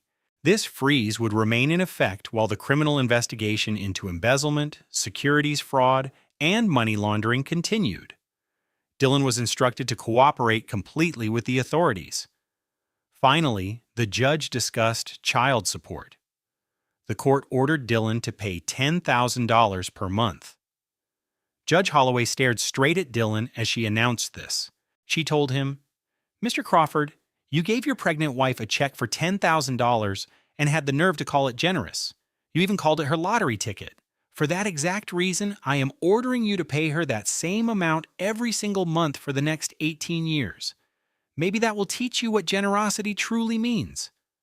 The judge then moved on to Margaret Crawford. The court was sending the case of the fake psychiatric report to the Manhattan District Attorney's Office.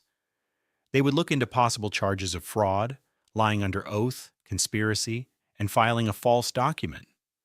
A temporary restraining order was issued immediately, which prevented Margaret Crawford from having any contact with Grace or her child. The judge placed her papers down on the desk. "This marriage is dissolved. Court is adjourned." The sound of the gavel cracking down felt like a final door slamming shut. Grace did not move from her seat. She kept her hands on her belly, feeling her daughter moving inside. She let the quiet of the courtroom wash over her. Sebastian leaned over and placed a gentle hand on her shoulder. "It is finished," he said softly. William was already standing. He passed through the gate and stood right behind Grace's chair, resting a supportive hand on her shoulder. Grace finally stood up. As she prepared to leave, she looked at Dylan for the very first time that day. He sat all by himself with his hands flat on the table and his head bowed low. He seemed so much smaller than she had ever remembered. He was not a high-powered lawyer in an expensive suit or the master of a beautiful home. He was simply a man at a table who had lost absolutely everything. Grace felt no sense of victory. There was no feeling of satisfaction. Instead, a profound and empty sadness came over her. It was the kind of sadness you feel when you realize something you thought you had lost was never really yours in the first place. She said nothing to him. There was nothing left to say. She turned and headed out of the courtroom. William held the door open for her as Sebastian walked at her side. Their team of 4 lawyers walked behind them. Elena was waiting for them in the hall. When she saw Grace's expression, she started to cry, then tried to hide it with a cough that did not fool anyone. "Are you okay?" Elena asked, holding both of Grace's hands. "I am okay. You were amazing in there." "I only told the truth, that is all." "Well, the truth certainly suits you today." They all left the courthouse together. The November air was chilly and crisp. It was raining naturally. It was as if the sky understood that the moment needed a bit of drama, even if Dylan Crawford did not. Grace paused at the top of the wide courthouse steps. She gazed at the rain, the same type of persistent rain that had drenched her just 5 weeks earlier. On that day, she had stood on a deserted sidewalk with a single suitcase, a check for $10,000, and the overwhelming feeling that she was worthless. She pulled the collar of her warm coat up around her neck. William raised a large black umbrella and held it over her head. "Are you ready to go home?" he asked her kindly. Grace looked at him. She looked at Elena, who was trying to get under a small umbrella with Sebastian, who did not look thrilled about it. She looked out at the huge, gray, and rainy city, and it dawned on her that it was hers now. "Yes," Grace replied with a faint smile. "I am ready." Behind them, inside the courthouse, Dylan Crawford stayed in his seat in the empty courtroom for a very long time. A court officer approached him twice to let him know the room was needed for the next hearing. Dylan did not appear to hear him either time. Finally, he slowly got to his feet. He buttoned his suit jacket from force of habit, like a soldier who continues to salute long after the war has ended. He grabbed his briefcase, the leather bag that had always made him feel so powerful, and walked out. He stood on the courthouse steps as the rain began to soak his expensive suit. He did not have an umbrella. He did not have a car waiting for him. He had no calls to make because there was no one left to contact. He just stood there in the downpour, on the steps of the very building where his life had been completely taken apart. He looked just as Grace had 5 weeks before, invisible, forgotten, and totally alone. He started to walk. In the 7 days that came next, Dylan Crawford's life did not simply fall apart. It was intentionally dismantled, section by section, like a professional demolition team that knows which supports to remove first to make the entire building collapse. Brittany was the first to leave. She was at the townhouse when he got back from court, but not in the way he was accustomed to. She was not lounging on the sofa in a designer outfit, scrolling through her phone while waiting for his attention. Instead, she stood in the entrance hall, surrounded by a pile of expensive luggage. She wore large sunglasses, despite it being 6:30 in the evening with a storm outside. This was Brittany's typical way of saying, "I have been crying, and you are not going to see my messy makeup." "What is all this about?" Dylan asked, although he knew exactly what it was. Brittany took off her sunglasses. Her eyes were swollen and red, but they were not filled with sadness. They were filled with intense anger. "Daddy called me from his car as soon as the hearing ended. His lawyers explained the entire audit to him. Do you know what he told me, Dylan? He said you are poison. He said anyone connected to you is about to be pulled into a federal investigation. He is taking the Voss Industries account away from your firm. He cannot take the account. The firm is not yours now, Dylan. His family is the owner.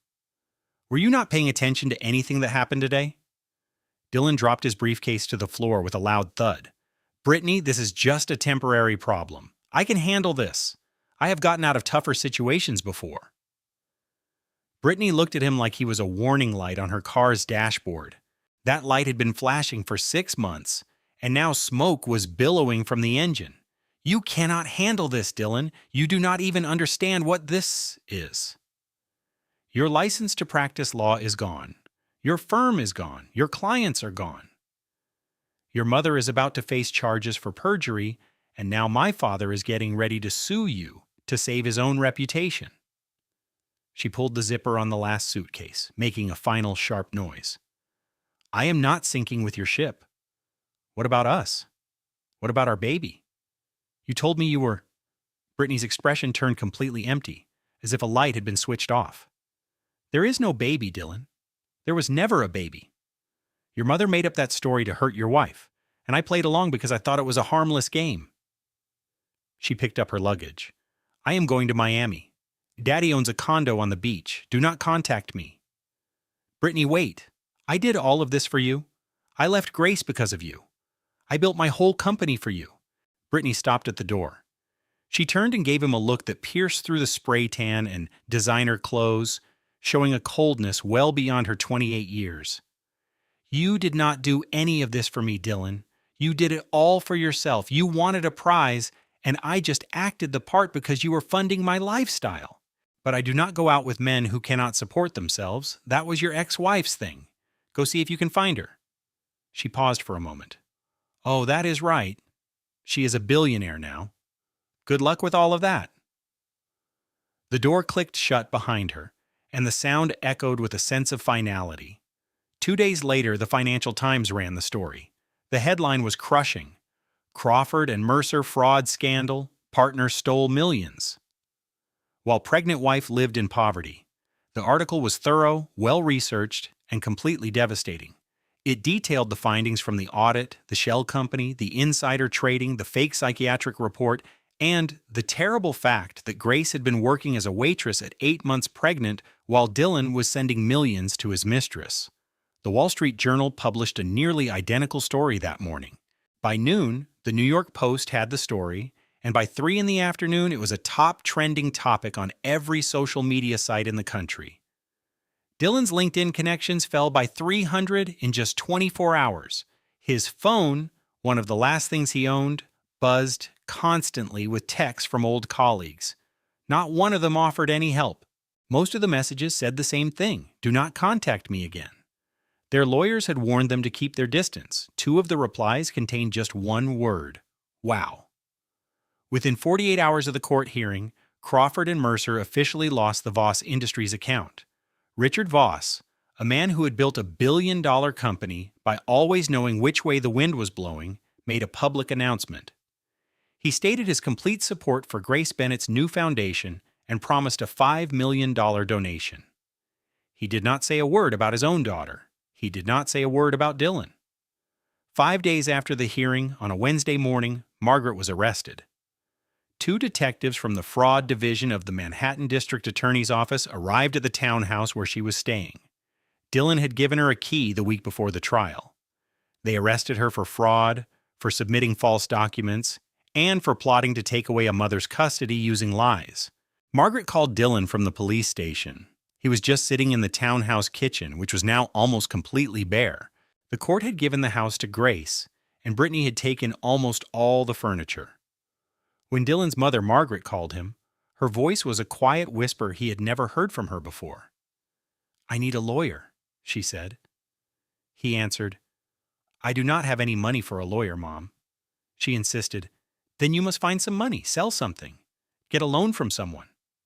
There is no one left to ask, he told her plainly. A long, heavy silence stretched between them over the phone. I did all of this for you, Margaret finally said, her voice starting to break. Everything I did was for you. I know, Mom. Then you have to help me. Dylan just looked around the empty kitchen. He stared at the bare walls where Grace's beautiful paintings used to hang. Brittany's designers had removed them, and then Brittany had taken the new decorations. His gaze fell on the coffee machine that was still broken. Not him, not Brittany, and not his mother had ever taken the time to learn how to fix anything. Fixing things had always been Grace's job. I cannot help you, Mom, he said, his voice so quiet it was almost gone. I cannot even help myself. He hung up the phone. Margaret screamed his name, but the call was already over. 3 days later, a notice from the court arrived. It said he had 30 days to leave the townhouse. The property now legally belonged to Grace.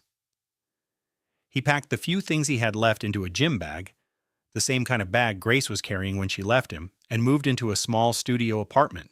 His new apartment was in a building in the Bronx that did not have an elevator. It had only one window, which looked out onto a fire escape and a brick wall. He slept on a mattress on the floor, and the old refrigerator made a constant humming sound that was louder than the city traffic outside. On his first night there, he just sat on the mattress and stared at the ceiling. He tried to count all of the things he had lost, but the list was simply too long. He had lost his law firm, his house, and his car. He had lost his bank accounts, his entire career, and his reputation. He had lost his wife, his girlfriend, and now it seemed he had lost his mother as well. At the start of October, he was a top partner at a big law firm.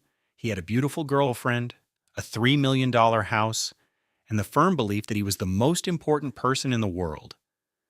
Now he was ending the month of November in a tiny studio apartment with nothing but a gym bag and a cup of instant soup. He tried to call Grace, but her old phone number was no longer in service. He wrote her a letter and mailed it to the Bennett Global building on Park Avenue. It was sent back to him, unopened. A message was written on the envelope in a handwriting he did not recognize. Return to sender. So he decided to go to the building himself. He walked through the huge glass revolving doors into a lobby that was shining with marble and steel. He walked up to the security desk. "I am here to see Grace Crawford," he said, then quickly corrected himself. "I mean, Grace Bennett." The security guard looked down at his computer screen. "And your name is?" "Dylan Crawford." The guard typed for a second, his face completely blank. "I'm sorry, sir. Your name is on the list of people who are not allowed in. I cannot let you go any further." "But she is my wife," Dylan argued. "Our information shows she is your former wife, and you are on the restricted list. Sir, please step away from the desk." Dylan just stood there in the center of the Bennett Global Building's lobby and looked up. The open space was gigantic, rising 40 stories high, like a massive church made of glass and light. It was all built by a man who had turned a simple idea for a garage part into a worldwide company. Somewhere high above him on a floor he would never be allowed to see was his ex-wife. She was the woman he used to consider unimportant, and now she owned everything he could see. He turned around and walked back outside, and the cold winter air hit his face like a slap. He pulled his jacket tighter. It was the same expensive Brioni jacket he had worn in court, the last valuable thing he owned. It still looked nice, but it did not feel like a suit of armor anymore. Now it just felt like a costume from a play that had finished a long time ago. He began walking south, with nowhere in particular to go. Then on December 15th, at 2:17 in the morning, Grace's new life finally started. Grace woke up in the enormous Bennett penthouse. A sudden sharp pain in her lower back and a wetness in the bed told her that the moment had arrived. She called for Elena, who was asleep in the guest room just down the hall. In 3 seconds, Elena was standing in the doorway. She was already completely dressed, wearing sneakers and holding a set of car keys in her hand. For the past week, she had been sleeping in her clothes just in case this happened. "Is it time?" Elena asked, her eyes wide with excitement. "It is time," Grace answered. Okay, Elena said, taking charge. "I have the hospital bag. The car is ready. William will meet us at the hospital. Sebastian has all the birth certificate papers. I called the doctor 20 minutes ago." Grace just stared at her. "But I only just woke up. How did you call the doctor 20 minutes ago?" Elena just gave a small shrug. "I just had a feeling." They hurried to Mount Sinai Hospital in a Bennett family car. Elena drove while Grace sat in the back, breathing slowly through her contractions. At first they were 7 minutes apart, then they came every 5 minutes, and then every 3 minutes. By the time they arrived at the emergency room entrance, they were happening one right after the other. William got there 12 minutes later. He had been awake, like he was most nights since Grace came to stay with him. He had been sitting in his study, reading a book, and simply waiting for this exact phone call. He walked into the hospital in a formal suit, because William Bennett had not worn anything other than business clothes since 1986. He took his place in the waiting room like a commander planning a major campaign. Sebastian arrived 20 minutes later. He carried a leather folder of legal documents and, to everyone's surprise, a stuffed elephant he had just bought at the hospital gift shop. It was the most normal, human thing anyone had ever seen him do. The labor went on for 6 hours. Grace was exceptionally brave, completely determined, and used some very colorful words, a talent Elena was proud to have taught her. At 3:47 in the morning, Lily Grace Bennett was born. She was 7 pounds and 2 ounces. She had 10 perfect fingers, 10 perfect toes, and a lovely head of dark hair. When she opened her eyes for the first time, squinting in the bright hospital lights, the doctor paused for a second. "Well," Dr. Weston said with a kind smile, "it seems she has your eyes." They were a deep, breathtaking violet that could not be mistaken. They were the Bennett eyes, a feature that had been passed down through 3 generations. Grace held her daughter close in her arms. She looked at the tiny face and the little hands that were already holding onto her finger dot model. Weeks later, in a quiet hospital room, Grace held her newborn daughter. The baby's tiny hand gripped her finger with surprising strength. This little person, so warm and real in her arms, was the reason she had survived. Her daughter's kicks had been a reminder of hope during the insults and the lonely, sleepless nights. "Hello, Lily," Grace whispered, her voice full of love. "I am your mother. I promise you will always know how much you are wanted every single day of your life." 20 minutes later, William entered the private room.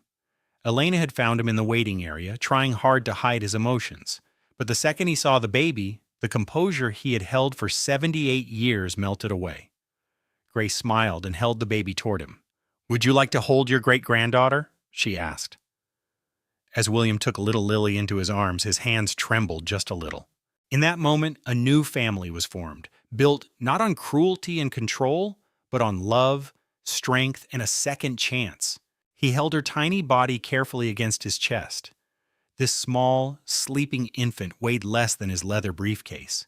Tears started to roll down his cheeks, falling openly and without shame. "You are the very image of your father," he whispered to Lily. "You look exactly like my Robert, and you cannot imagine how long I have been waiting for you." He remained there for a long while, just holding the baby. No one in the room said a word, as some moments are simply too sacred for speech. Elena snapped what seemed like 400 photos, although she would later claim it was much less. Her phone's picture gallery, however, told the real story. Sebastian stayed in the doorway, holding the stuffed elephant and pretending to be fascinated by the ceiling. A short time later that morning, a news notification appeared on every major media site in the city. The headline was straightforward: "Bennett heiress gives birth to a baby girl." The article featured a single photograph officially provided by the family. It pictured Grace in her hospital bed holding Lily, with William standing beside them, looking proud. Grace was glowing with happiness. Lily was sleeping soundly, and William was looking at them both with a look that held 25 years of sadness and loss, now changed into something that resembled pure joy. That profound loss had somehow changed into the most wonderful type of happiness. Dylan saw the news story first on his phone. He was living all by himself in a small studio apartment in the Bronx. For his dinner, he was eating instant noodles directly from the pot because he did not even own a bowl. A notification suddenly flashed on his screen and he tapped on it without thinking. He found himself looking at the photograph for a very long time. He saw Grace, who looked beautiful and was surrounded by people who loved her. He saw William, the grandfather Dylan never realized he had. And he saw Lily, his own daughter. She had his dark hair, but she had her mother's stunning violet eyes. She was going to be raised in a penthouse with a view of Central Park. She would always be wanted, always be loved, and always know she belonged. As he stared at that picture, a sudden, sharp pain of understanding hit him. He finally understood exactly what he had given up. It was not just some waitress or a maid he could push aside. It was a woman who would have offered him all her love if he had only allowed her. It was a daughter who would have adored him if he had just made the choice to stay. It was a family that he could have been a part of if he had only chosen to be a good person. He flipped his phone over, setting it face down on the bed. He sat completely alone in his quiet, bare apartment. He had no more tears left to shed. He just sat there, with only the silence to keep him company. It was October 14th. It was the day that was supposed to be their 6th wedding anniversary. At that exact same time, Grace was standing 62 stories high above Manhattan on the balcony of the Bennett penthouse. She looked out as the sun set over Central Park, which was a vast expanse of red, gold, and orange leaves. The evening glow made the huge city seem almost calm.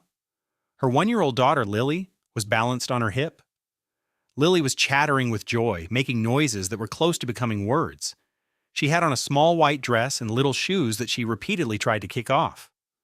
Her plump little fingers were occupied playing with Grace's locket, a thing she did about 40 times each day. "That is Mommy's locket, Lily," Grace said with a gentle voice. Lily only clutched it more tightly and made a noise that sounded like G.A. "You have a very good point," Grace answered with a smile. From the living room, the evening news was playing on the television. The anchor's voice carried through the open glass door. "In legal news tonight," the man's voice announced, "former lawyer Dylan Crawford has been sentenced to 22 months in a federal prison." The reporter continued by listing his offenses, which were fraud, embezzlement, and securities fraud. Dylan, who had once been a senior partner at a major law firm, would be heading to a minimum security prison in Otisville, New York. Grace turned her head and glanced through the doorway at the television. A brief image of Dylan flashed on the screen. He was being escorted from a federal courthouse in a gray suit that looked too large for him. A public defender was walking next to him. He appeared so thin and so much older. He looked like a stranger she did not even recognize. She looked for only 3 seconds. Then she went back inside, picked up the remote, and shut off the television. Her best friend Elena was on the couch, eating Thai food from the carton. She had propped her feet on the coffee table, an act that Sebastian would have never allowed. "Are you all right?" Elena asked. "I am fine," Grace answered. "It is all over now." And it really was. The whole painful period of her life was finally complete. Every loose end from that awful, rainy night in October had been tied up. That was the night a pregnant woman was thrown out of her own house.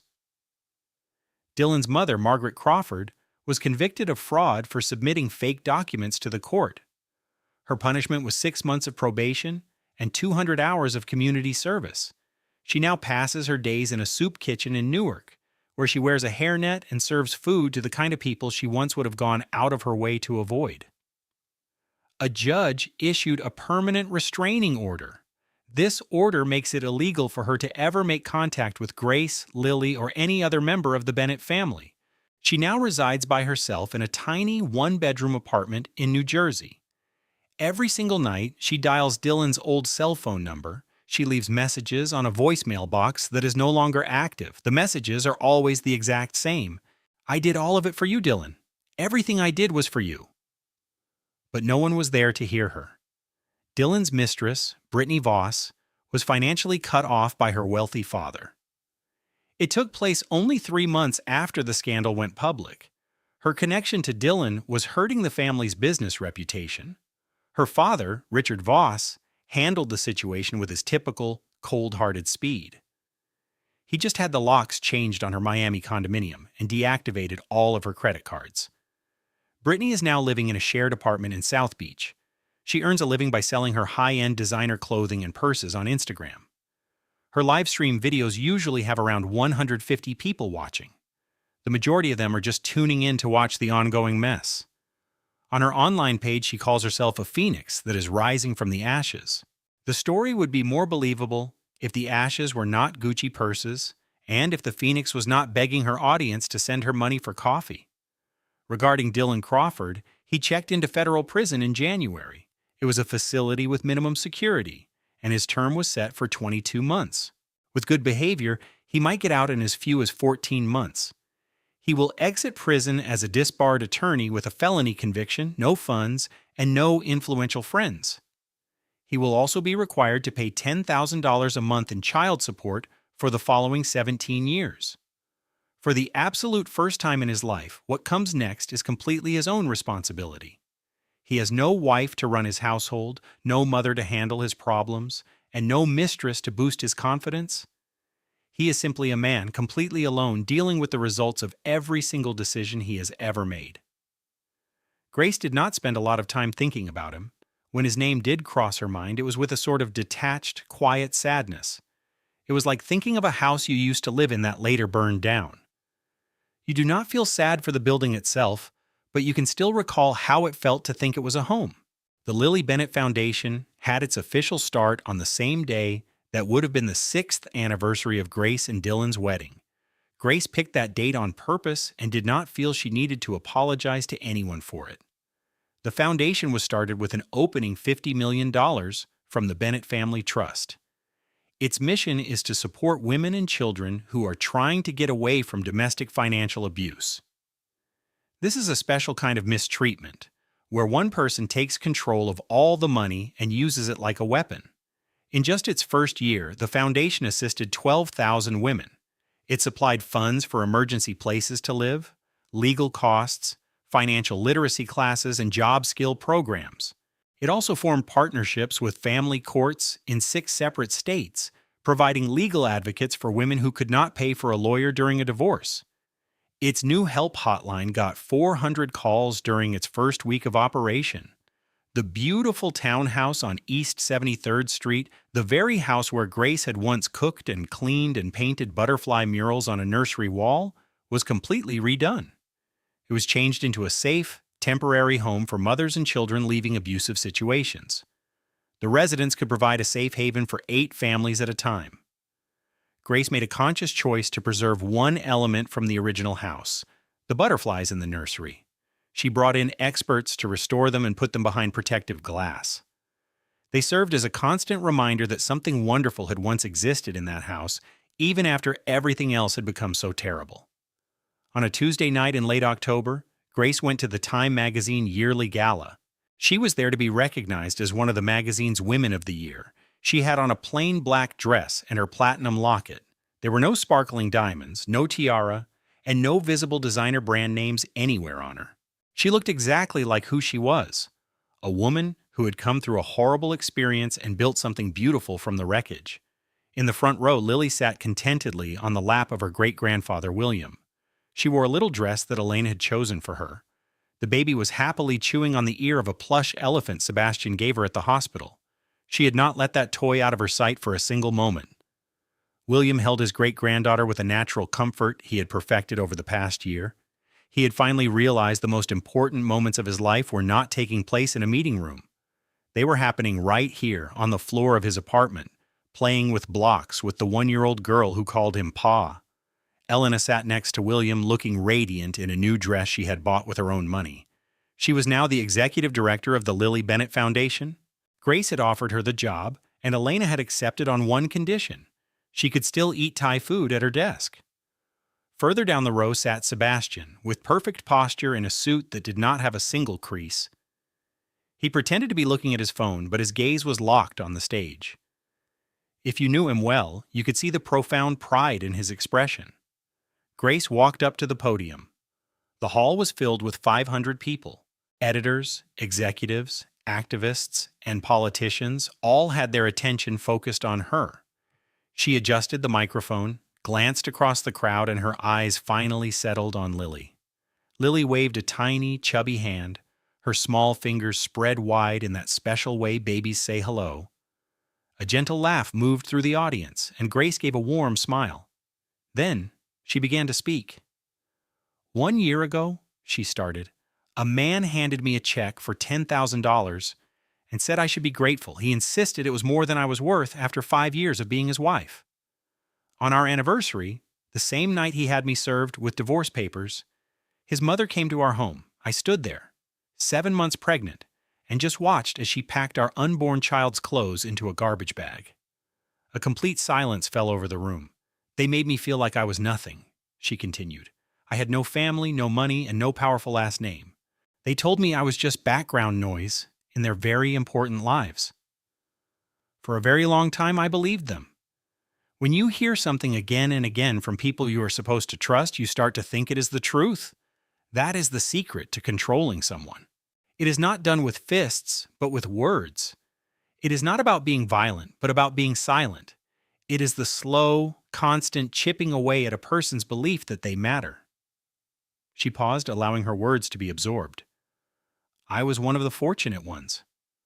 I found a family I never knew I had. I found a grandfather who had been searching for me for 25 years. I found a best friend whose one single phone call changed the course of my life. But most women in my situation do not get that lucky phone call. For most women, there is no billionaire grandfather waiting on the sidewalk. Most women just step out into the rain with a suitcase and a check, with absolutely no one waiting for them.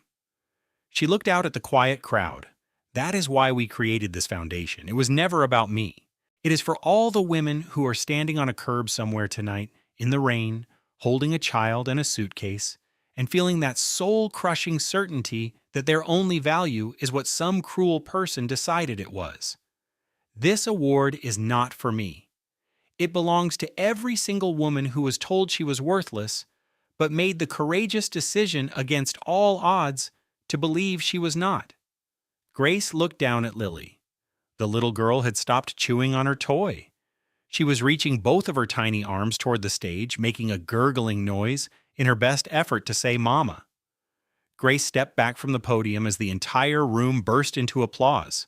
500 people were on their feet, but Grace could hardly hear them.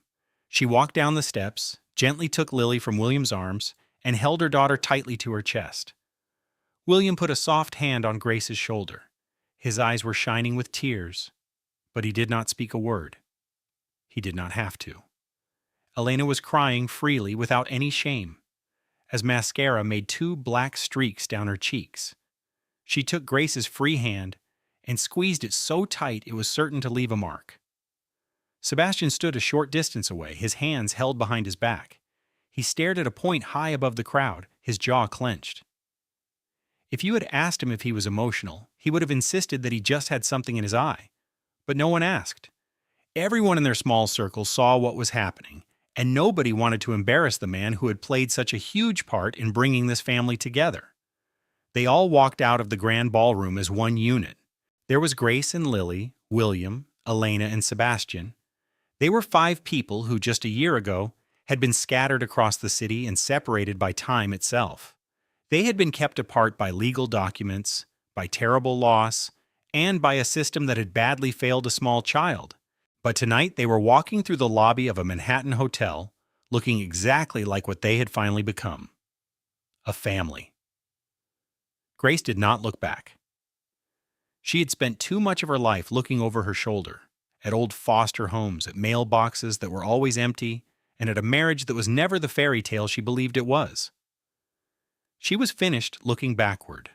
She was done with the person she used to be, the woman who put up with cruelty because she did not know she deserved to be treated with kindness. The night air felt cool as they stepped outside. It was a clear October evening in New York. The air was filled with the scent of fallen leaves, car exhaust, and the distinct electric feeling of a city that is always awake. Lily buried her face into Grace's neck and let out a big yawn. "Someone is getting sleepy," Elena said quietly. Grace smiled and answered, "Someone had to sit through a very long speech." Elena then said, "Someone was absolutely amazing." Grace held Lily a little closer. She looked up at the sky, which was surprisingly clear, and saw a few stars trying to shine through the bright city lights. They were faint, but they were there. She thought about the night she fled the townhouse. She recalled the pouring rain, the cold pavement, the heavy bag, the locket, the $10,000, and the sound of that front door closing behind her. She remembered hearing a champagne cork pop from inside the house she had just been forced to leave. She thought about the 6-block walk through the storm to get to Elena's apartment, with one hand on her pregnant stomach, completely sure she was all alone in the world. But she was wrong. She was never truly alone. She had a best friend who was willing to make a call in the middle of the night just because of a gut feeling. She had a grandfather who had spent a quarter of a century trying to find her. She had a daughter who was at that moment drooling on her great-grandmother's beloved locket. And She had herself. Grace Miller, Grace Bennett, Grace Eleanor. Her parents had loved her so much, they had her name carved into platinum before they had to give her up. She was a waitress. She was an heiress. She was a mother. She was a woman who was told she meant nothing, but still found the strength to get back up off that cold, wet sidewalk. The town car arrived, and William held the door open. Grace slid into the back seat holding Lily. Elena followed right behind her, already taking out her phone to order Thai food for the ride home. The car pulled away from the curb, joining the moving stream of headlights that is Manhattan at night. Grace looked down at Lily, who had fallen sound asleep on her chest, her little hand still holding onto the locket. "We are going home, little one," Grace whispered. And for the very first time in her life, she knew that was true. Grace Bennett never set out to destroy Dylan Crawford. She simply stopped carrying his burdens. The moment she let him go, he realized he had never learned how to support himself. Some men spend their lives creating empires. Dylan Crawford spent his tearing one down, and he was the last person to understand that she had always been the foundation he was standing on. If this story had you on the edge of your seat, I would be so thankful if you would do something for me. Please press the like button. It helps our channel get discovered by more people in ways you cannot imagine. And if you love stories about getting even, new beginnings, and life-changing secrets, please subscribe and turn on notifications so you never miss our next upload. Now, I am really curious about what you think. Was Grace too nice? Or did Dylan get exactly what was coming to him? Please share your thoughts in the comments below. Are you on Team Grace or Team Mercy? I personally read every single comment. And please remember, be very careful how you treat the quiet people. They just might be the ones who are secretly running everything. Thank you so much for watching today, and I look forward to seeing you in our next story. Our team puts its whole heart into making these videos. We research and write every story to share meaningful tales that entertain and also inspire. We truly believe that a good story can change a person's life, and we will always be committed to bringing you content that really matters. Thank you for being such a wonderful part of our community.